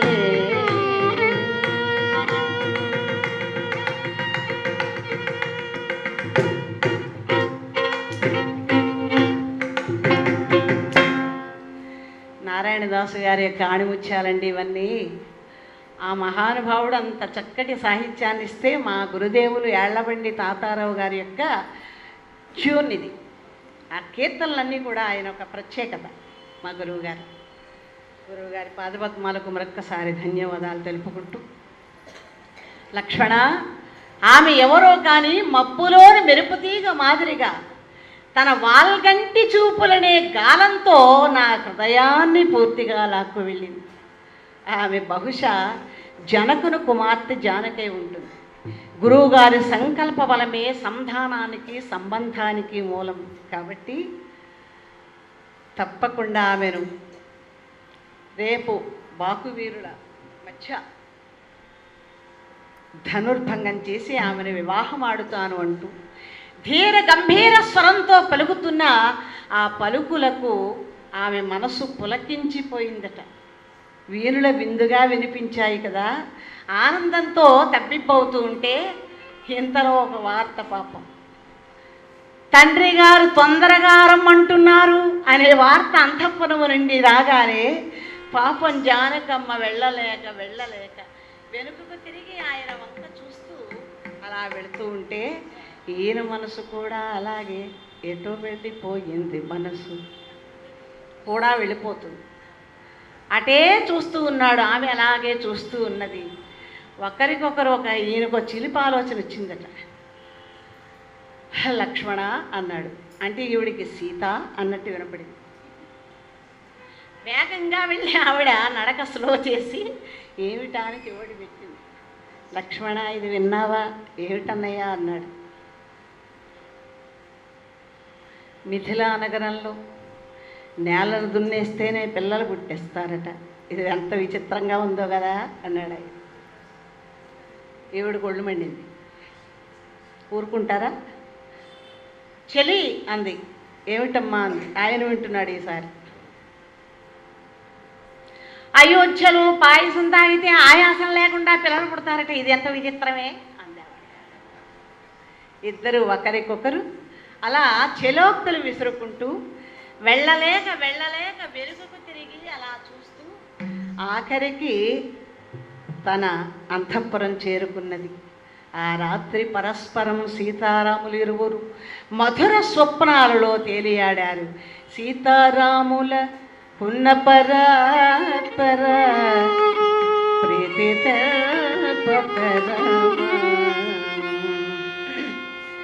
భూతలమున ఇటువంటి సొగసైన భూతలమున తలమున ఇటువంటి సొగైన పుణ్య దంపతులు మరి ఇక పోదరు రాముల కొన్న పరాత్పర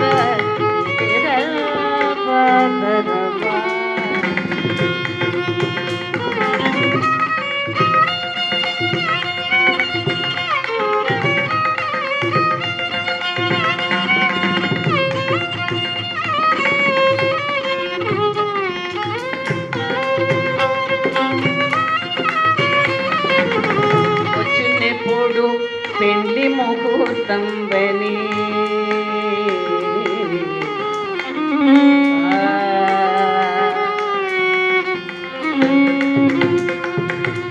వచ్చునెప్పుడు పెండ్లి ముహూర్తం బని క్షణము లెక్కించెదరు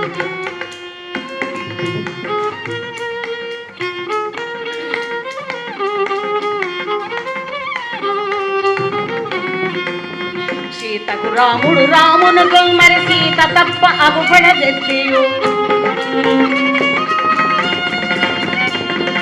సీతకు రాముడు రామునకు మరి సీత తప్ప అగుపడదెత్తి నా తరమ అనాది దంపతుల చిరువముల సీత రాముల కొన్న పరాత్పర పరమా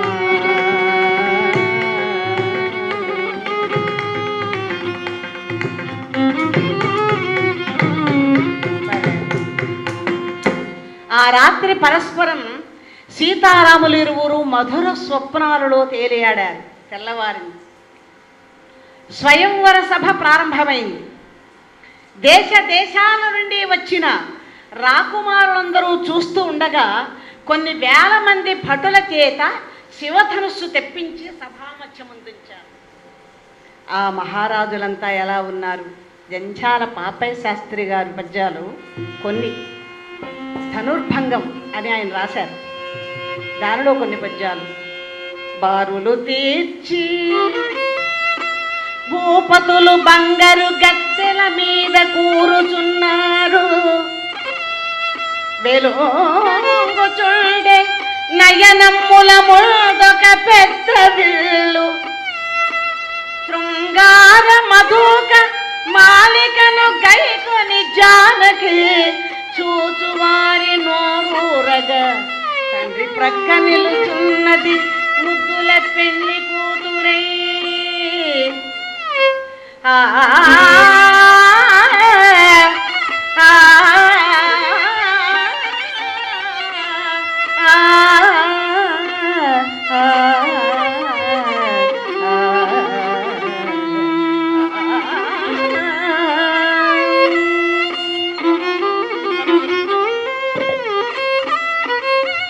మహారాజులంతా బంగారు సింహాసనాలు అధిష్ఠించారు. చూచేవారందరికీ నోరూరేటట్లుగా పూలమాల చేత పట్టుకొని తండ్రి గారి ప్రక్కన ముద్దుల పెండ్లి కూతురై నిలుచున్నది జానకి. అంతలో జగదేక సుందరులైన రామలక్ష్మణులు ఇరువురు మునిరాజు వెంట జంటగా వచ్చి సభను అలంకరించారు. అప్పుడు అందరి చూపులు వారి మీద పడ్డాయి. అప్పుడు వెంటనే జనక మహారాజు లేచాడు. అందరికీ స్వాగత వచన పలుకుతూ ఇలా అంటున్నాడు. సభాసదులారా, స్వాగతము స్వయంవర సమాగత రాజకుమారులారా, మీ ఆగమనము ప్రకర్ష పరిప్లుతమయ్యే ఈ ధనుర్యాగమునందు శంకర శరాసనమెక్కెడు ఎవ్వడు ఆ మహాబాహుపరుచునాయ అనుగుబట్టి సమస్త సభాముఖంబున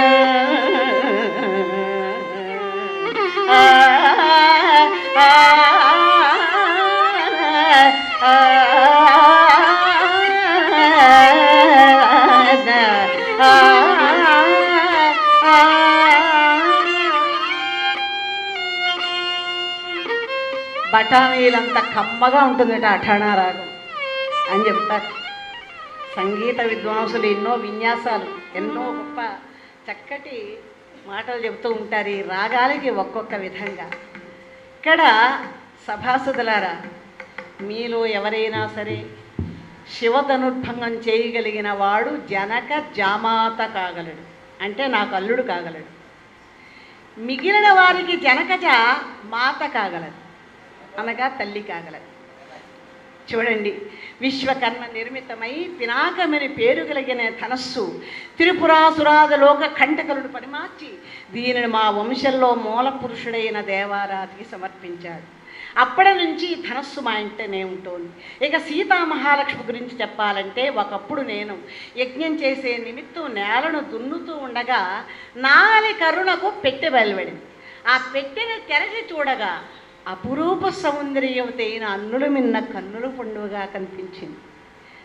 ఆ కరుణకు మరొక పేరు సీత. అదే నామంతో ఈమెను పిలుస్తూ అల్లారు ముద్దుగా పెంచుతూ వచ్చాను అంటే చెబుతున్నాడు ఈయన. అంతలో ఆకాశమంతా దద్దరలేటట్లుగా పెద్ద పెద్ద కేకలు వేస్తూ 20 చేతులు 10 శిరస్సులు కలిగిన రావణాసురుడు కోపావేశంతో చిగురు త్రొక్కుతూ సభలోని ప్రవేశించాడు. అతని అట్టహాసాన్ని చూచి సభలోని పెక్కుమంది భయపడ్డారు.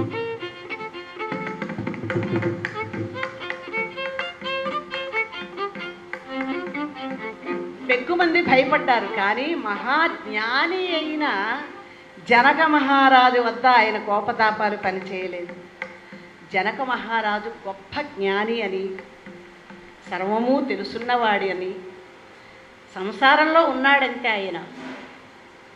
అలాంటి గొప్ప జ్ఞాని అయిన జనక మహారాజు వద్ద రావణాసురుడు కోపతాపాలు పనిచేయలేదు.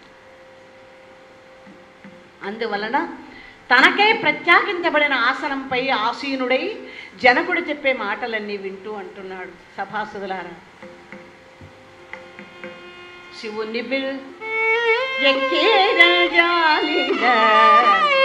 జటిగలడా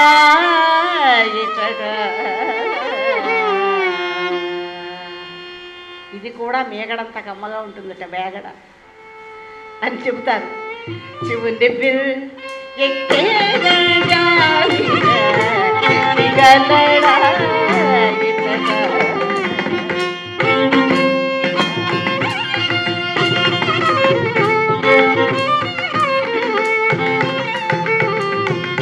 అమరవీరులు మధ్యసూరులు, అమరవీరులు మధ్యసూరులు అందరికను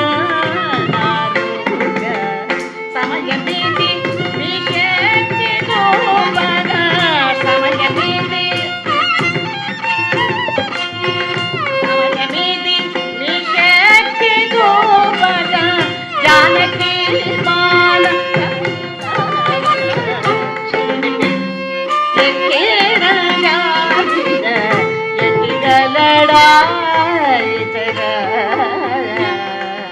సభాసదులారా లేవండి, మీ బల పరాక్రమాల్ని ప్రకటించుకోండి.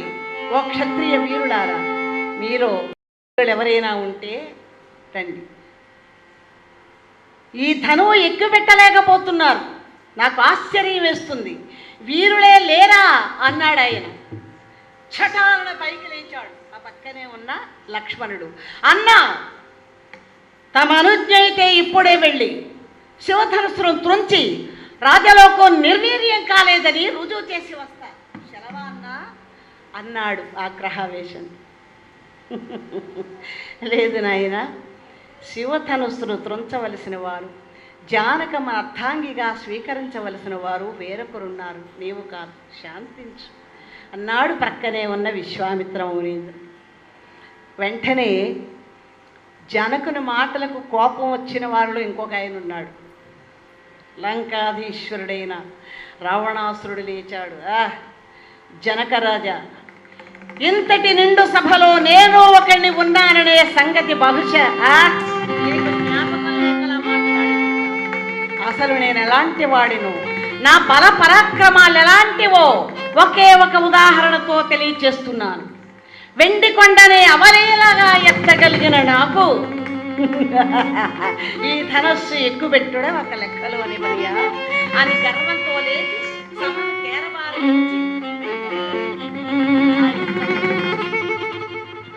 ఆ బరువును ఆపుకోలేక అమాంతంగా గుండెల మీద వేసుకుని చెప్పు క్రింద తేరులా చప్పగానిపోయినాడు. రావణాసురుడు తక్కువ వాడు కాదండి, తక్కువ అంచనా వెయ్యకూడదు. అయితే ఎంతటి వాడికైనా అహంకారం అనేది ఉన్నప్పుడు వాడెందుకు పనికిరాడు అని చెప్పడానికి ఇదే ఉదాహరణ. లేకపోతే వెండి కొండను అవలేలగా ఎత్తగలిగిన వాడు ఒక విల్లు ఎక్కుపెట్టలేకపోయినాడు అంటే దైవేబలే దుర్బలే. దైవబలం లేకపోతే అక్కడ గట్టి పరక కూడా మనం కదపలేము. వెంటనే ఆ బిల్లు అలా పట్టుకున్నాడు, ఎత్తగలిగాడే కానీ ఆ బరువు నాపుకోలేక మాంసంగా గుండెల మీద వేసుకుని అలా చప్పగా అణిగిపోతే కంగారుగా ముందుకు వచ్చాడు జనక మహారాజు. మీలో వీరులెవరైనా ఉంటే రావణాసురుని రక్షించండి అన్నారు. అప్పుడు వెంటనే అన్నిటికీ రామచంద్రుడు అలాగే చూస్తూ కూర్చున్నాడు వినయ విధేయతలతో. అప్పుడు విశ్వామిత్రుడు అన్నాడు, నాయనా రామ, లిమ్ము శ్రీ రఘురామ కొమ్ము శివచాప,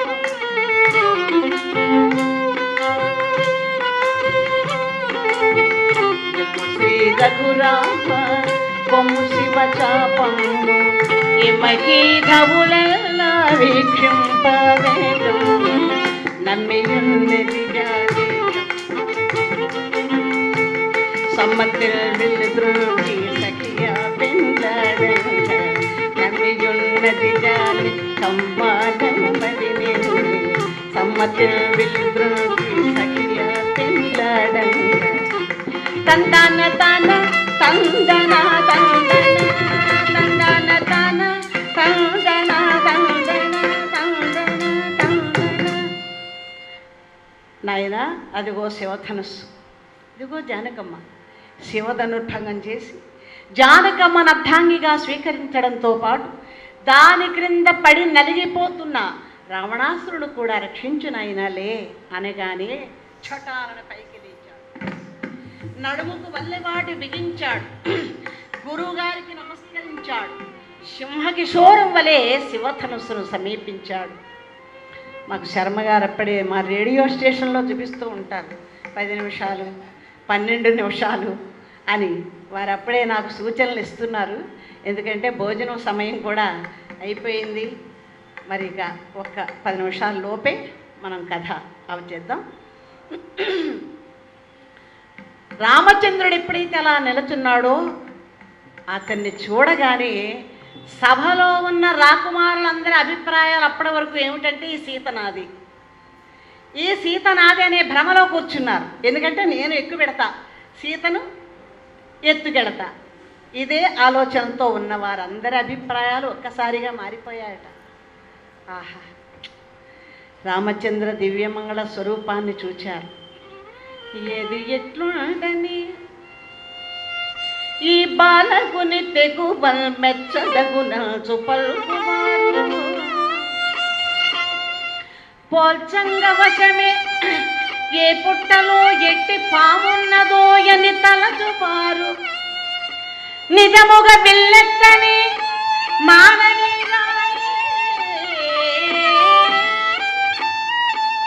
తగు సీతకి తడంచు తలచువారు. నిజంగా విల్లు ఎత్తని మానని సీతకి తగిన జోడు ఎవరంటే ఇతడే. ఈ మహానుభావుణ్ణి కన్న తల్లిదండ్రులు ఎంత ధన్యురో కదా. కన్న వరలెంత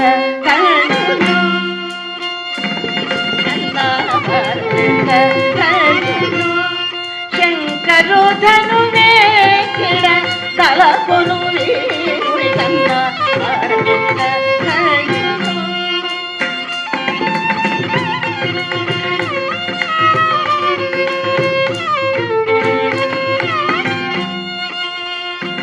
అనలువకైనా పొగడతరమా అనస్తునకైనా రామచంద్రుని కన్నా వరలెంత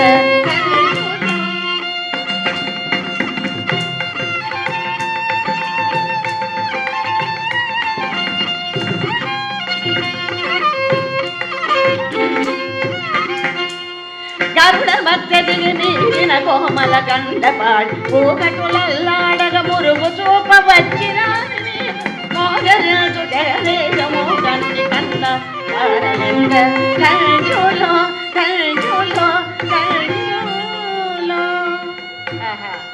గరుడ పక్షు తురాయితో గండపాడు జనుపాలతో గండ పెండినముతో చుక్కల మధ్య చంద్రుడి వలె మన మహారాజుల మధ్య ఇంతగా ప్రకాశిస్తున్న ఈ కుర్రవారిని కన్న తల్లిదండ్రులు ఎంత ధన్యులో కదా అని వారిలో వారిట్లు అనుకుంటున్నారు. అంతలో ఆ ధనువు దగ్గరకు వెళ్ళాడు రామచంద్రుడు. ధనువునకు చుట్టూ ప్రదక్షిణ నమస్కారాలు చేశాడు. మహాదేవుడైన పరమేశ్వరుని ధ్యానిస్తూ ఉండగా ఇక్కడ సీతమ్మ వారికి ఒళ్ళు కంపిస్తుందట. ఆవిడ కూడా అనేక దేవుళ్ళని మొక్కేస్తుంది. రాముడే తనకు భర్తగా కావాలి. ఓ పరమేశ్వర, ఓ నందికేశ, రామచంద్రుణ్ణి నాకు భర్తగా అయ్యే విధంగా నన్ను ఆశీర్వదించండి.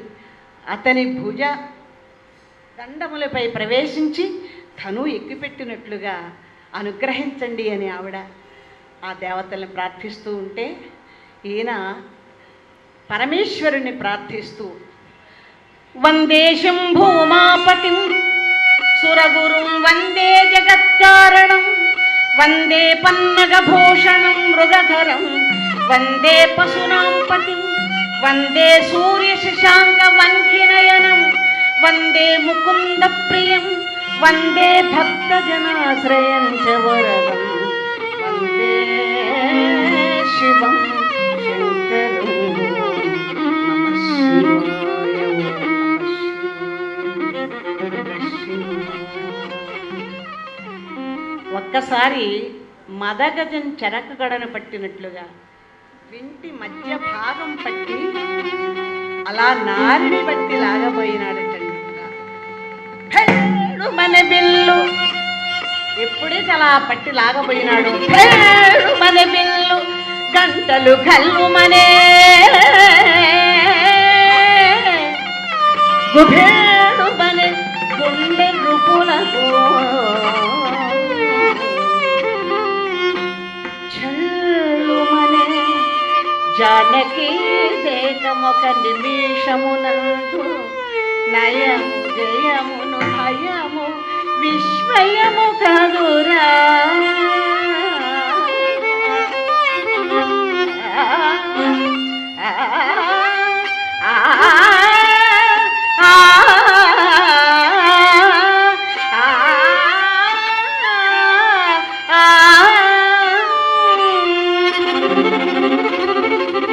అలా బిల్లు పెరగడము, గంటలు కళ్ళమని పోగటము, రాగుల గుండెలకు భిళ్ళు మనటము, జానకి మాత ఒళ్ళు చల్లు మనటము అన్నీ ఒకేసారి జరిగాయి.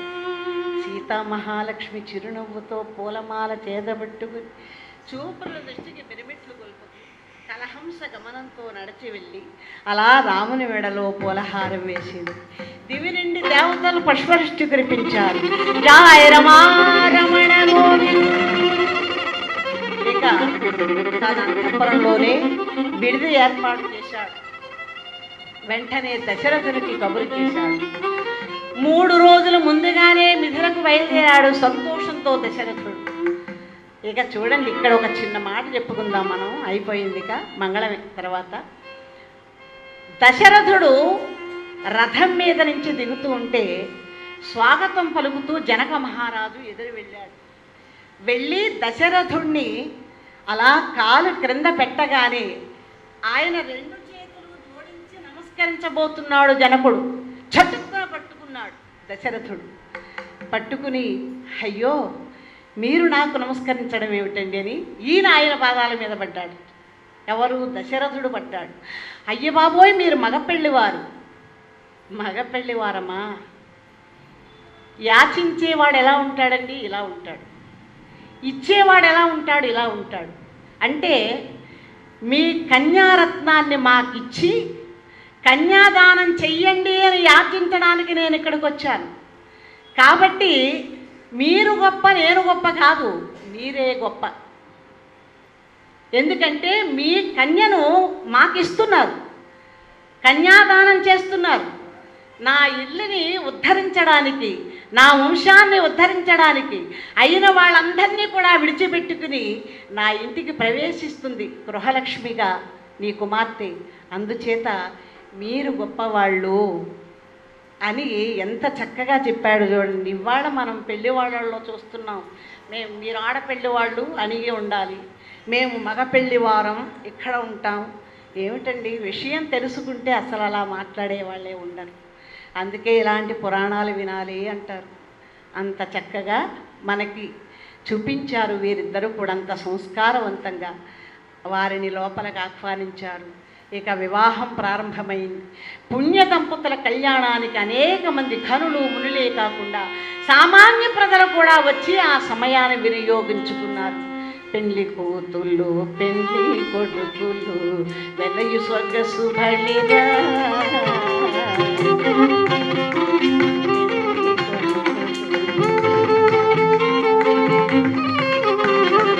సీతారాముల కళ్యాణము చూతమురారండి,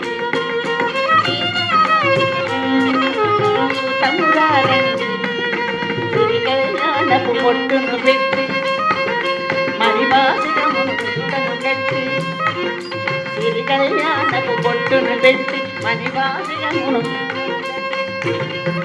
నారాయణి పాదాలకు పెట్టి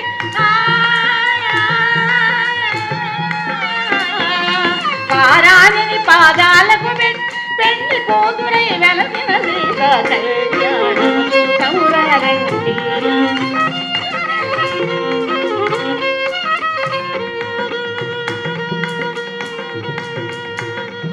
చంపని నూనెల కూటను రామము తీర్చి, నూనెల కూటను దూవి కస్తూరి రామము తీర్చి చంపజమాని చుక్కను పెట్టి, చంపజమాని చుక్కను పెట్టి పెళ్లి కొడుకై వెలసిన రాముని కళ్యాణం.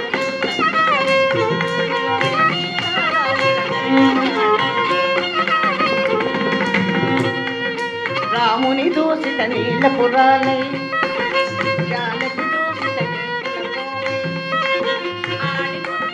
తలంబ్రాలు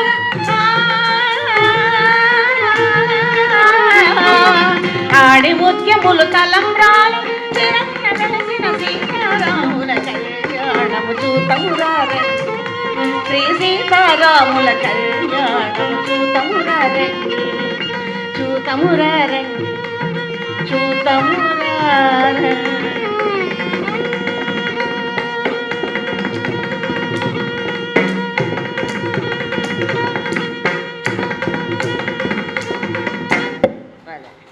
అలా సీతారాముల కళ్యాణ మహోత్సవం కన్నుల పండుగగా జరిగింది. అదే ముహూర్తంలో ఊర్మిళ లక్ష్మణులకు, మాండవి భరతులకును, శృతకీర్తి శత్రుఘ్నులకును కూడా వివాహాలు జరిగాయి. అక్కడ వారంతా సంతోషంతో అయోధ్యకు బయలుదేరారు. మధ్యలో పరశురాముడి యొక్క గర్వభంగం జరిగింది. అనంతరం దశరథాదులతో కలిసి అయోధ్య నగరం చేరుకొనగా పుణ్యాంగణులంతా మంగళం పాడుతున్నారయ్యా. మరి ఇక మంగళం ఇవ్వం కదండి.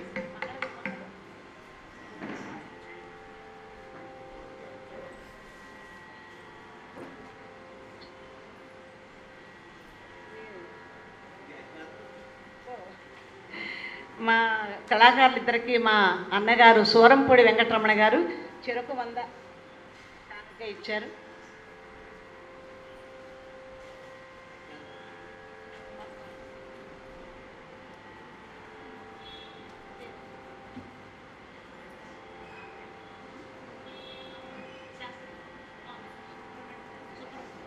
సుబ్రహ్మణ్య శాస్త్రి గారు ఒక 100 రూపాయలు కానుక ఇచ్చారు.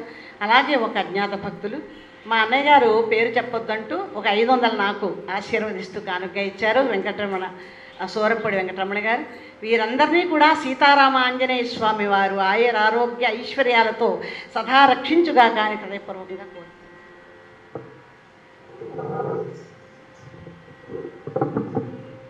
శారద గారు హరికథాలోకంలో ఏ ఏ గ్రేడ్ ఆర్టిస్ట్.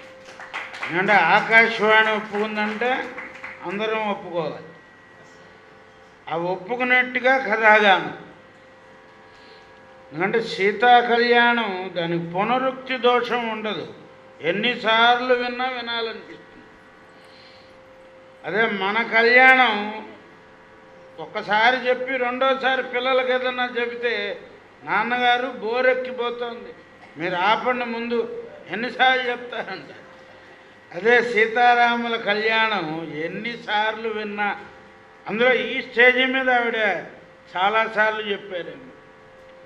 అలా వచ్చి కథాగానం చేసినందుకు వారికి వందన శత సమర్పణ చేస్తూ, వారికి దాసప్రసాదాన్ని అందజేస్తూ, అన్నమయ్య పరివారం వారు కూడా నేతి లక్ష్మీనారాయణ భాగవతుల కుటుంబ సభ్యులు వారిని పట్టుచీర మరియు 1116 కవర్తో సత్కరిస్తారు.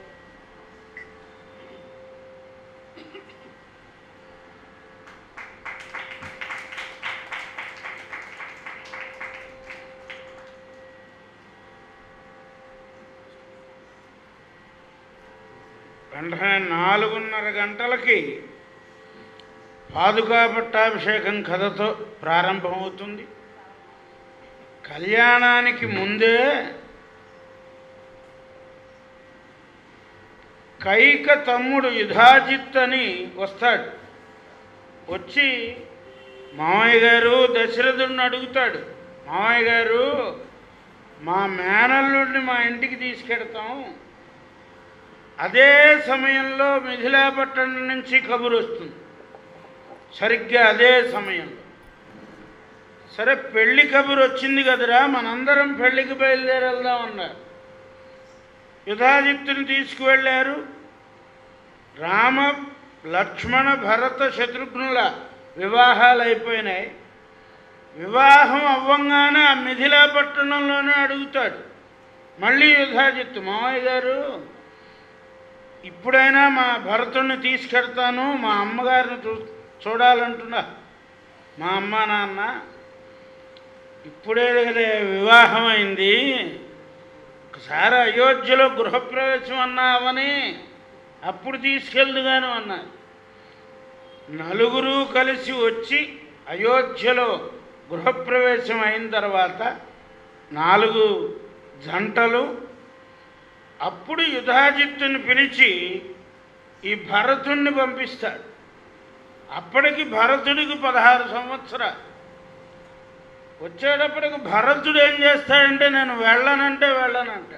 అబ్బో నాకు బోరు కొడుతుంది, నా వయస్సు వాళ్ళు ఎవరు మా తాత ఇంటో ఉండరు, అమ్మమ్మింటికి ఏదో 1వ క్లాసులో 2వ క్లాసులో పెడతాం, కానీ బీటెక్ చదివిన వాడు అమ్మమ్మింటికి వెళ్ళడు కదా. ఈ 16 ఏళ్ల వాడిని నేను వెళ్ళి అమ్మమ్మింటో అండి బాబు నాకొద్దు నేను అసలు వద్దు అంటాడు.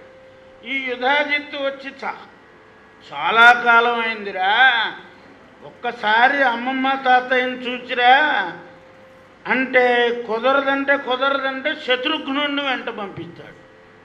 శత్రుఘ్నుడు కూడా అదే వయస్సు, ఒకళ్ళు ఉదయం పుడితే ఒకళ్ళు సాయంత్రం పుట్టారు. తీసుకెళ్ళారు. భరతుడు శత్రుఘ్నుడు యుధాజిత్తు వెంట వెళ్ళారు. అదే సమయం అనుకున్నాడు దశరథ మహారాజు. అసలు దశరథ మహారాజు ముందు కైకకు పుట్టిన సంతానానికే రాజ్యాభిషిక్తుణ్ణి చేస్తానని కేకేయ మహారాజుకి మాట ఇచ్చి కైకమ్మని వివాహం చేసుకున్నాడు. కానీ రామచంద్రుడికి పట్టం కట్టాలనే ఆకాంక్ష మనందరితో పాటు దశరథుడికి కూడా ఉంది. అందుకని ఎట్టాన కైక కూడా రోజు పూజ చేసేది. రోజు పూజ చేస్తూ ఏమి కోరిక అడిగేదిటంటే వచ్చే జన్మలో అయినా నాకు రామచంద్రుడి లాంటి కుమారుడు కలగాలి అని పూజ చేసేదిటండి. ఆ పూజలో ఆ కోరిక గ్రహించి దశరథ మహారాజు ఇదే సమయం అనుకున్నాడు. అనుకుని సభాసదులందరినీ పిలిచాడు. ఆ పిలిచిన దగ్గర నుంచి సాయంత్రం శిఖామణి గారు పాదుకా పట్టాభిషేకం కథని 2 పార్ట్లు ఆవిడే. ఎందుకంటే ఒకళ్ళు ఒకటి చెప్పి ఒకళ్ళు ఒకటి చెప్తే దానికి మా కిష్టయ్య గారికి నచ్చదు. అందుకని ముందు పార్ట్ ఒకసారి, మళ్ళీ సన్మానం అయిన తర్వాత ఒకసారి. మంగళనే రాజనాలను రామాయణం వింటే మా పద్మనాభ శర్మ గారు చెప్పే రామాయణం వినాలి. చాలా చక్కటి విశేషాలతో ఆయన రక్తిగా రామాయణాన్ని కళ్ళకు కట్టినట్లుగా చెబుతారు. ఆ పేరు ఉంది వారికి. స్వామి అనుగ్రహిస్తే వారి ఖాళీ ఉంటే నవంబర్ నెలలో మా ఊరు తీసుకెళ్తాం. ఇంకా డేటు తర్వాత చెబుతాను. చాలా సంతోషం అండి. మరొక్కసారి మీ అందరికీ హృదయపూర్వక నమస్కారాలు మనఃపూర్వకంగా జరుపుకుంటూ మా కృష్ణయ్య గారికి కానీ శర్మ గారికి వారి కుటుంబ సభ్యులకు ఇప్పటి వరకు చాలా చక్కగా ఉన్న ప్రేక్షక దేవుళ్ళందరికీ హృదయపూర్వకమైన నమస్కారాలు తెలుపుతూ మంగళం పాడండి. ఎందుకంటే నెక్స్ట్ పాడొచ్చండి. ఓకే.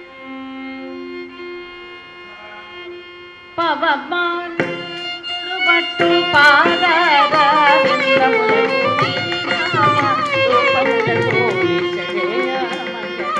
రాజీవ నయన త్యాగరాజీ